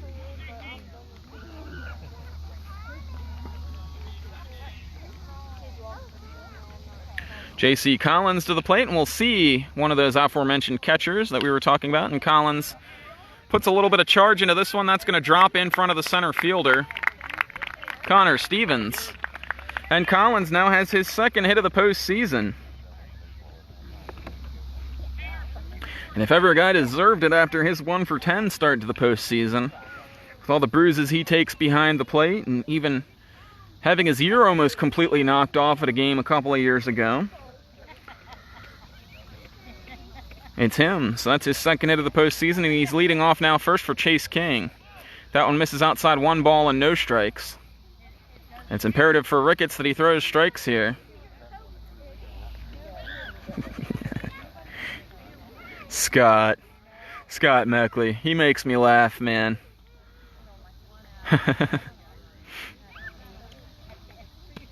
There's the pitch. That's down low.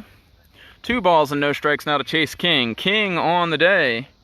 1 for 3, a double, a walk, and 2 runs scored for the Cashtown leadoff batter. Eric Ketterman plugged into his top spot today for the first time in the playoffs, and I believe the first time all year. Collins the lead from first. Here's the pitch, and King drives that one to left, but it's going to hang up there and caught by Biesecker as he'll launch it into the cutoff man, and Collins back to first base.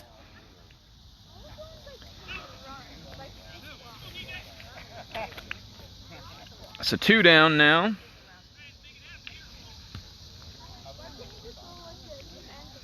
"13 hits here for Cashtown. And Cool at the plate now. Bunted in a bases loaded situation against New Oxford a couple days ago because darkness was creeping in and the game wasn't yet official with 2 outs.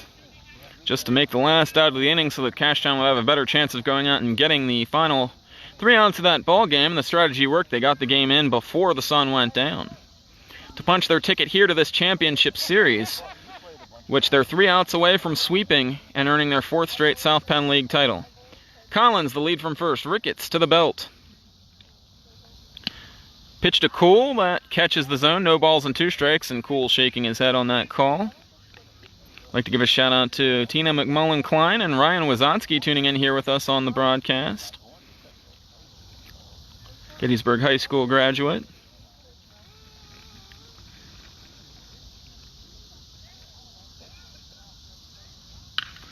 Cool lines that one back up the middle, and he's got his 3rd hit of the day, all singles.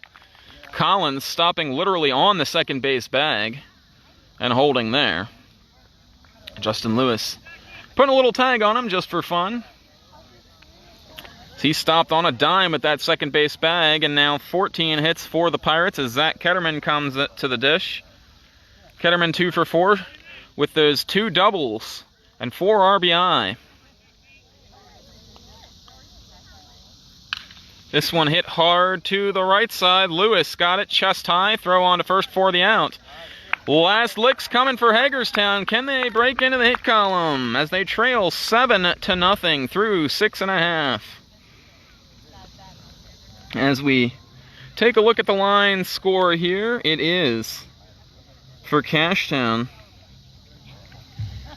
7 runs on 14 hits. No miscues in the field. For Hagerstown, it's an easy one. No runs, no hits. 1 error. And Josh Topper, 3 outs away from history here, both for his team and for himself. Pirates need just 3 outs to clinch the South Penn League championship. Be a 4th in a row. The guys in the dugout getting ready down there. It's Matt Rebert, the third base coach. Robert Rohrbal coming out here to the field for his position for one last time, he hopes, in this season. The only way he'd get back out there for another time would be if Hagerstown scores 7 and we go extras. And that would probably lead to a suspension of the game at that point in time. So Topper throwing a brown baseball in the twilight here to hitters that haven't seen him well all day to begin with. We'll go after the final 3 outs. Pirates beat the Hanover Raiders in the finals each of the last 3 years for their 3 championships. A new flavor this year is they're taking on the league newcomer Hagerstown. And yesterday, Hagerstown was 6 outs away from winning the title before it all fell apart for them in the 6th inning. And now Cashtown has raced out to a huge lead here. The Pirates have scored 11 runs in a row in this series, 7 of them today. 7-0 Pirates. Topper and his date with destiny on the hill as he gets ready for the final 3 batters. Ryan Fisher leads things off for Hagerstown, 0 for 2, pop out, and a fly out for him. Swinging a foul ball, and we're seeing a lot of guys for Hagerstown swing under the ball and tip those balls back into the screen. No balls and 1 strike.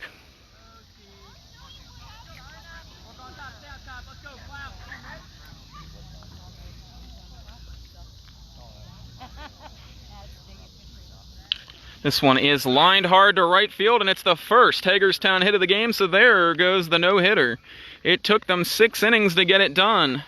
But it's Ryan Fisher coming through for Hagerstown, and the Cashtown crowd is giving Topper a hand as they well aware of what was going on here today. So he's going to get a nice round of applause for 6 no-hit innings, and now he'll try to refocus and get through the final 3 outs of this ball game.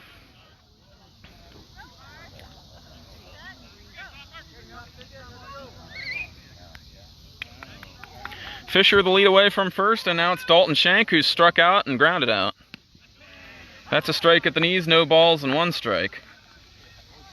For Cashtown, if any more trouble ensues, I would imagine Anthony Lippy would be stirring in this bullpen down here on the left side.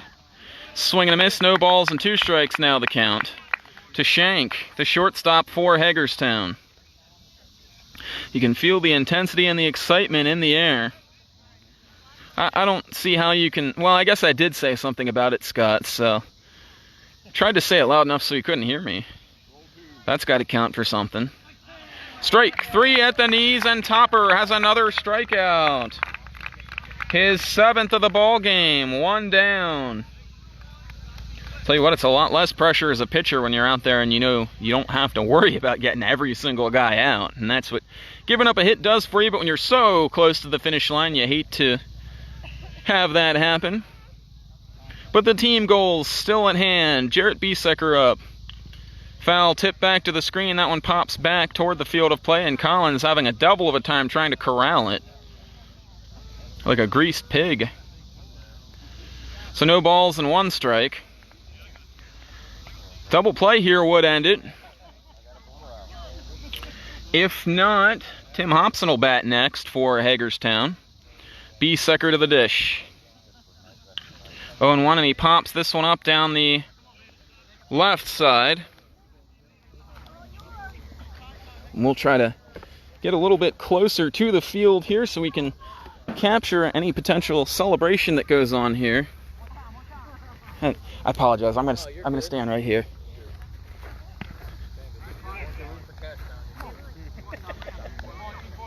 There's the pitch to Biesecker, and it misses, and the count now 2 balls and 1 strike. As Topper with 1 out, 1 on, Fisher the small lead from first, Biesecker standing in there. Cashtown 7-0 the lead.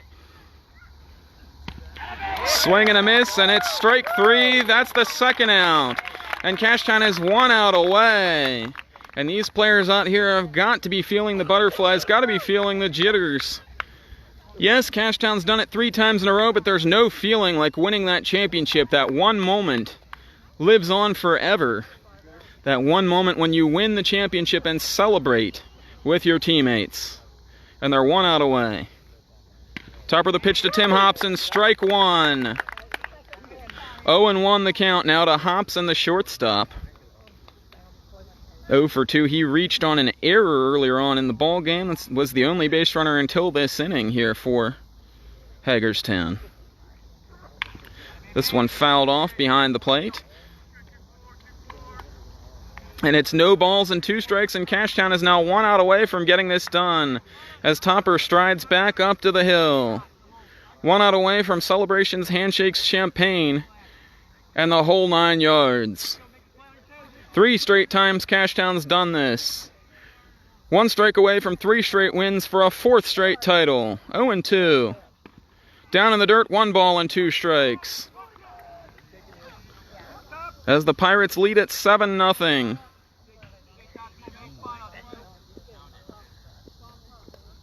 Topper back up to the hill.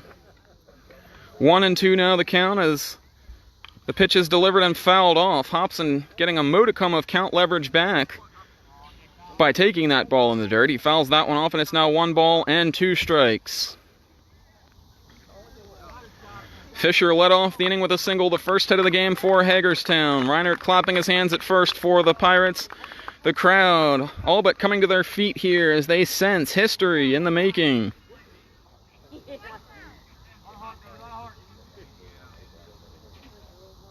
The 1-2.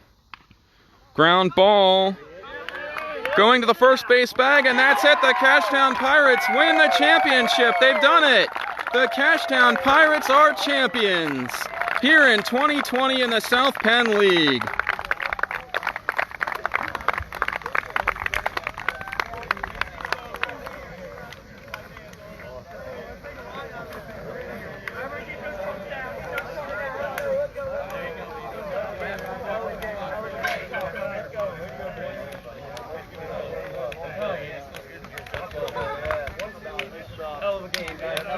Way to respond.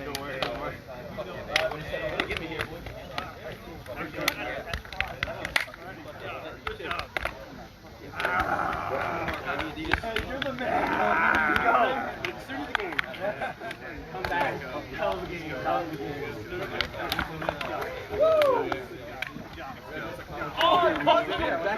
I gave DJ a left hook. Top. So here with Josh Topper, who pitched a 7-inning shutout here today.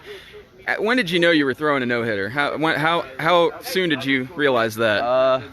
It was probably like the 5th inning, I think. I think when that error at first happened is probably when. But honestly, I wasn't really thinking about it. I don't really care. I just wanted to shut them out and win the game. So what is it about pitching against Hagerstown here that has been successful for you? Because this is a really good team, and you've shut them down twice this season now. I mean, honestly, a lot of them are college hitters. And they're just different hitters in South Penn. And I just really know how to approach them.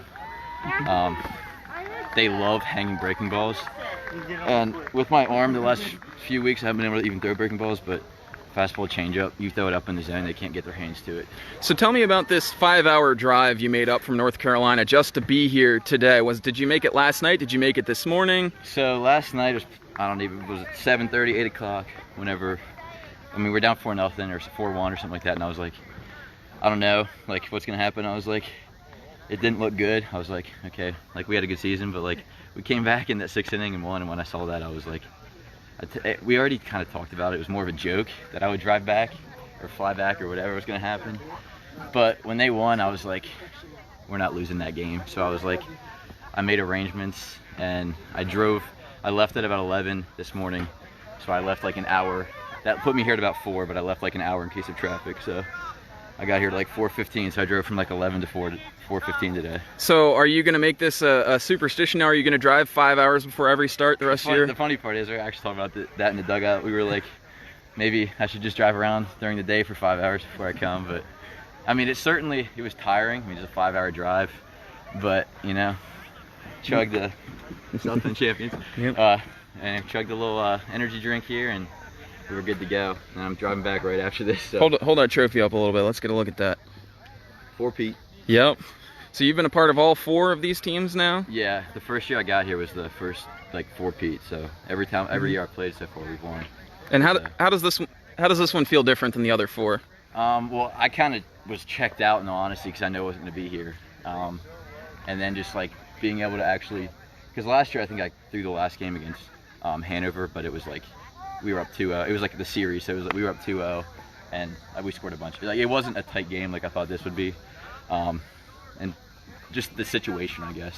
And I don't know. I was around this summer, obviously with COVID. There really wasn't anything to do, so I played in a lot more games than I normally have. All right, thanks, Josh. Yeah. Congratulations. Thank you. Where'd you come from? I mean, where? So the Cashtown Pirates, their 2020 South Penn League champions, they're congregating in the outfield right now for some team pictures. For the Hagerstown Braves, we must focus on some of the things that they did this season. It was an absolutely excellent season for them, their first year in the league. Coming over from the West Shore League, they hadn't won a title in now 13 years, but they made the championship game, 15-3 record, regular season champions, and you see the guys hugging in the dugout. Definitely an emotional thing for them to come this far only to lose. They were 6 outs away yesterday on Thursday before Cashtown came off the mat to win this one. So your 2020 South Penn League champions, the Cashtown Pirates, and we'll head out to right field and see if we can get a few more interviews with the winning team here before we close out our final broadcast of the year. Again, the final score, the Cashtown Pirates 7, the Hagerstown Braves nothing. Cashtown wins their 4th straight South Penn League title behind the arm of Josh Tomper and the bat of Zach Ketterman. George Marinos here field side, and we'll be giving you on-field access as much as we can here before we leave you for the year. We thank all of the fans for tuning in here with us all year. We really appreciate you guys. So glad with all the support that you've showed us throughout the year.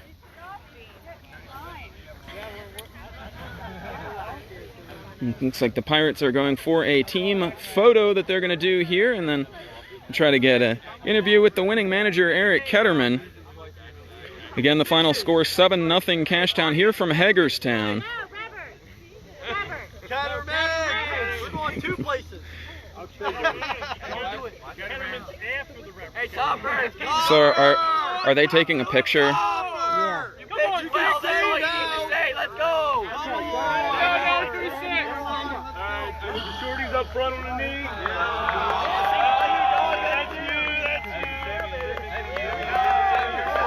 You're short. He's got the trophy. Got the cones and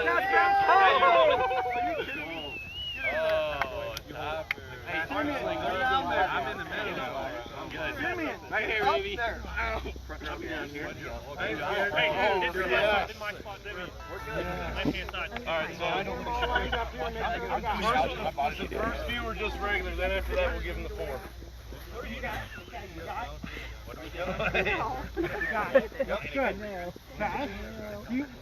That's good. You want to put it on his knee? Put it on his knee. There you go, man. You got this. Get it centered. It's centered. Okay, I can read everybody's shirt. Everybody looks good here. We're going to try a couple quick ones. 1, 3, same thing. 1, 2, 3, same thing. 1, 2, 3. Let's do that same thing again here. 1, 2, and 3. Let me get out of the way. Go ahead. That's 4 of them. Woo! Nice. You good? 5. I got about 20,000. 3 New Oxford, 1 Cashtown. Ring chaser. Ring chaser. You're a warrior now, huh? Someone had a shocker in there, I think. Yeah. There's guys in this league with shocker with that. 4 in a row, guys. Huh? Good? That's all right. They can hold it with your right hand. T-shirts. Free T-shirts, baby. Oh, not free. Yeah. I'll get a text from DJ in November. Where the hell's my T-shirt?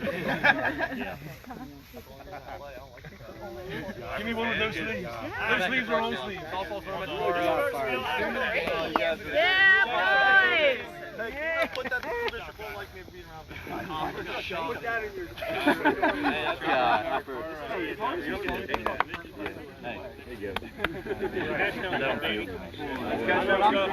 Chase, you have a moment? So here with Chase King of the Cashtown Pirates. First of all, congratulations on winning the championship here today, but we got to talk about that catch yesterday. I mean, you guys might not get here without that catch. What was going through your head when that ball was going in the gap right there? Get at it. It ended up further away from me than I realized it would. When he first hit it, I thought I'd only have a couple steps to take to get to it, and I just had to keep running to get to it. And I knew it was on the line, and I knew how important it was to get the out, so I just laid out and made it.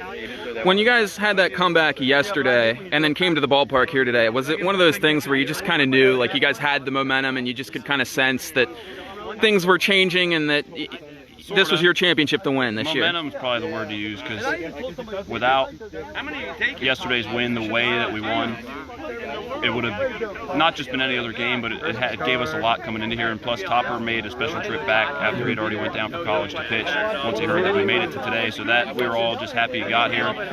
All of our bats started coming around. So yeah, we could kind of feel it. Not that we went at it like expecting to win, but we all felt confident, more confident than we did the game before, that we could close it out. About Topper's visit, or about Topper coming back up from college, like what did that mean to you guys, and like when did you know that that was actually, like, he wasn't joking about that? Like last night, Ketterman put it in the group text. He said something kind of jokingly saying that he would like pay for his plane ticket or whatever, and I don't know if he did or not, but I think that just made him, like, once he knew that he could get back here, he was just, it was awesome. How much did it kill you not to be able to pitch in these playoffs? Not really at all, because other than tonight, because I knew if I needed to be, I'd be in relief, but other than tonight, I really haven't felt great. And as long as everybody else, because we have so much good pitching, that if they're all healthy and feeling well, I'd rather not bet on myself and bet on how I feel rather than just watch these guys go at it. All right, hey, thanks. Congratulations. No problem. Thank you. Thanks, man. Yep. We scored more runs. CJ, how does this feel, man? How does this feel? Awesome. It was a season of, ups and downs, and it's nice to finish on top again. So how many of these championships for Cashtown have you been a part of now? All the last 4. Okay. Yes, I did win one at Biglerville also. Yep. Pretty cool, because you guys got a lot of Gettysburg guys out here, definitely kind of like a brotherhood type thing for you. Yeah, it's awesome. The younger guys like Top stepping up big, Zach Ketterman, Ethan Eschel. These are just a great group of guys to play with. They love baseball, and it's awesome. All right, hey, thanks. Congratulations, man. Thanks, George. Hey, we'll see you. Everything. We'll see you next year, man. Yep. I'm gonna try to find Eric Ketterman. He's taking a picture over there, so we're gonna. Hell of a job, guys. Hell of a job. Yeah. Hey, Anthony, were you how close were you to getting up there in the last inning and warming up? Well, Ketterman had me going, but I didn't have any doubts on Topper. He was on all game. And, I mean, one hit, no runs against this team. That shows a lot about who he is and the pitcher he is. So you came to Cashtown here to win a championship, and now you've done that. How does it feel? I didn't come here to win a championship. I came here to be a part of a championship caliber team. I had 3 coming into this year with New Oxford, and this makes it 4 for me and 4 for a lot of these guys, so it feels really good. Feels really good. Yep. So next year, you gonna come back here again next year and play again? Well, I'll be back in Cashtown. I'm Cashtown for life now. So I've heard several members of the media say that you might be the favorite to win Pitcher of the Year this season. What's your thought about that? Hey, I mean, we'll see. The regular season's the regular season. So, I mean, we'll see what happens at the meeting, and we'll see who's named, but championship matters more to me. A lot more to me. All right, hey, thanks. Congratulations, Thank man. you, George. Yep. 4 of them. Let's Go. So again, Cashtown victorious here tonight, 7-0. We'll have a few more interviews with the victorious team here, as the manager, Eric Ketterman, has gotten about as far away from us as he can. Not sure where he got off to.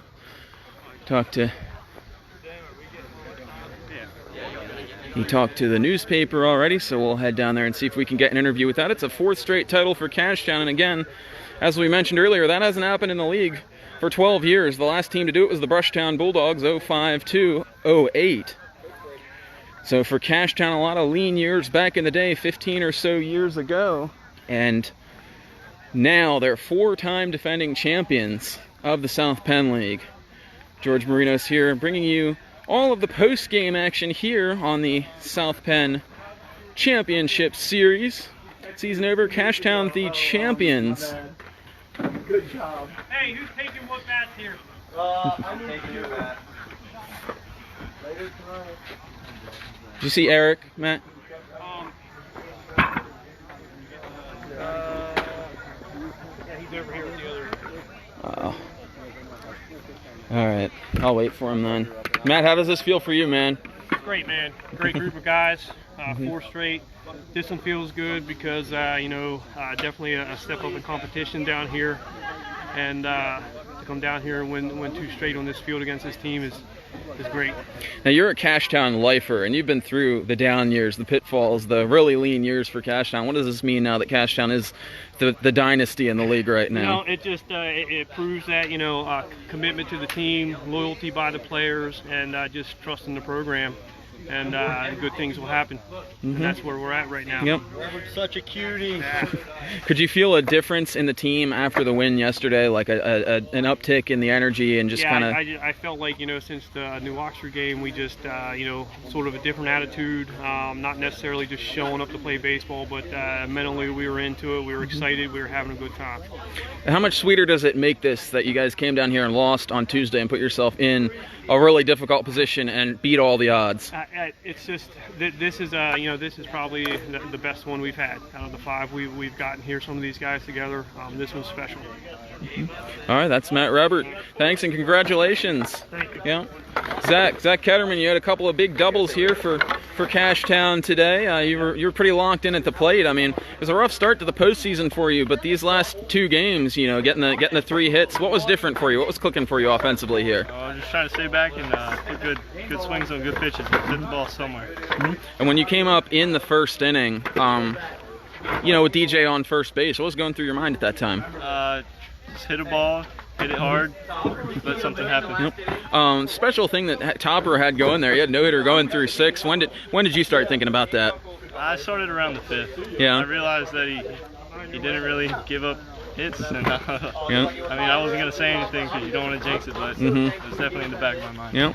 So how many of these championships have you been a part of for Cashtown now? All 4. All 4. So that's this. Where would you rate this one as far as all of the 4 of them? This is probably the toughest one, for sure. Definitely since the tournament setting and the different rules and stuff this year, and with COVID and all that, it's definitely a struggle, especially since people are getting tired and we're running out of arms here, but it was definitely our most favorite one. Yep. All right, thanks, Zach. Congratulations. Thank you. Yep. Have a good off season, man. Yep. Shit. Lip, you stopping by? What? Yeah. I'm not going home tonight. Good luck. You don't go back. She Emily told me. Hey, who's DJ? Is that your bat, that DiMarini? Is that your bat? So again, the final score here today, the Cashtown Pirates 7, the Hagerstown Braves nothing. Cashtown wins their 4th consecutive South Penn League title. We've heard from a bunch of the players. We've heard from some of the coaching staff. We still have yet to hear from manager Eric Ketterman. We'll try to get him here as soon as possible. He's having a word with the opposing coach, Matt Kipe, for Hagerstown right now, and then we'll try to get some insight into this 4th championship. He's been a part of all 4 of them, like Matt Reber, a Cashtown lifer. Eric Ketterman's been here for just as long, and been through a lot of the lean years with Cashtown, and now they've won 4 in a row and 5 in the last 10 years. So definitely a very, very exciting time for the Cashtown Pirates. So Topper with 7 shutout innings today, giving up just the 1 hit in the 7th inning, the ringing single by Ryan Fisher. It was Cashtown putting 1 on the board in the first, 4 in the second, and then they got 2 more in the top of the 6th to take this one 7-0. 14 hits for Cashtown in this game, no errors. For Hagerstown, no runs, 1 hit, and the 1 error. Again, waiting around for Cashtown manager Eric Ketterman, and then we'll head on down the road here. I see Tom Six is heading over this way. I mean, Pittsburgh's like 4 hours. So, Yes, you're right. Yes. again, the Cashtown Pirates, their 4th straight South Penn League championship. George Marinos bringing you all the action here today. Well, no, I'm waiting for the church. Oh yeah, I know. Here from North Hagerstown High School, the Pirates needed to win 3 games in a row to win the championship after losing to Hagerstown on Tuesday, and they do it. They absolutely did it. They win the game against New Oxford on Wednesday and then win 2 straight games here down in Hagerstown behind the strength of a 6th inning rally yesterday and Josh Topper's dominant pitching performance here today. So, we're actually going to sign off here with you right now. This is George Marinos signing off for South Penn Baseball. It's been a great season for everybody. 54 crazy days once we got the season started. We're really happy that all of you tuned in here with us during the year. We're going to sign off here, and then we might have a little special extra video edition of an interview with Cashtown manager Eric Ketterman before we head out from the field today. So again, George Marinos signing off for South Penn Baseball, the Cashtown Pirates, your 2020 champions. Congratulations to them, and congratulations to all the other teams in the league for a hard-fought season. Have a good off-season, everybody. So Robert's wife comes out and says,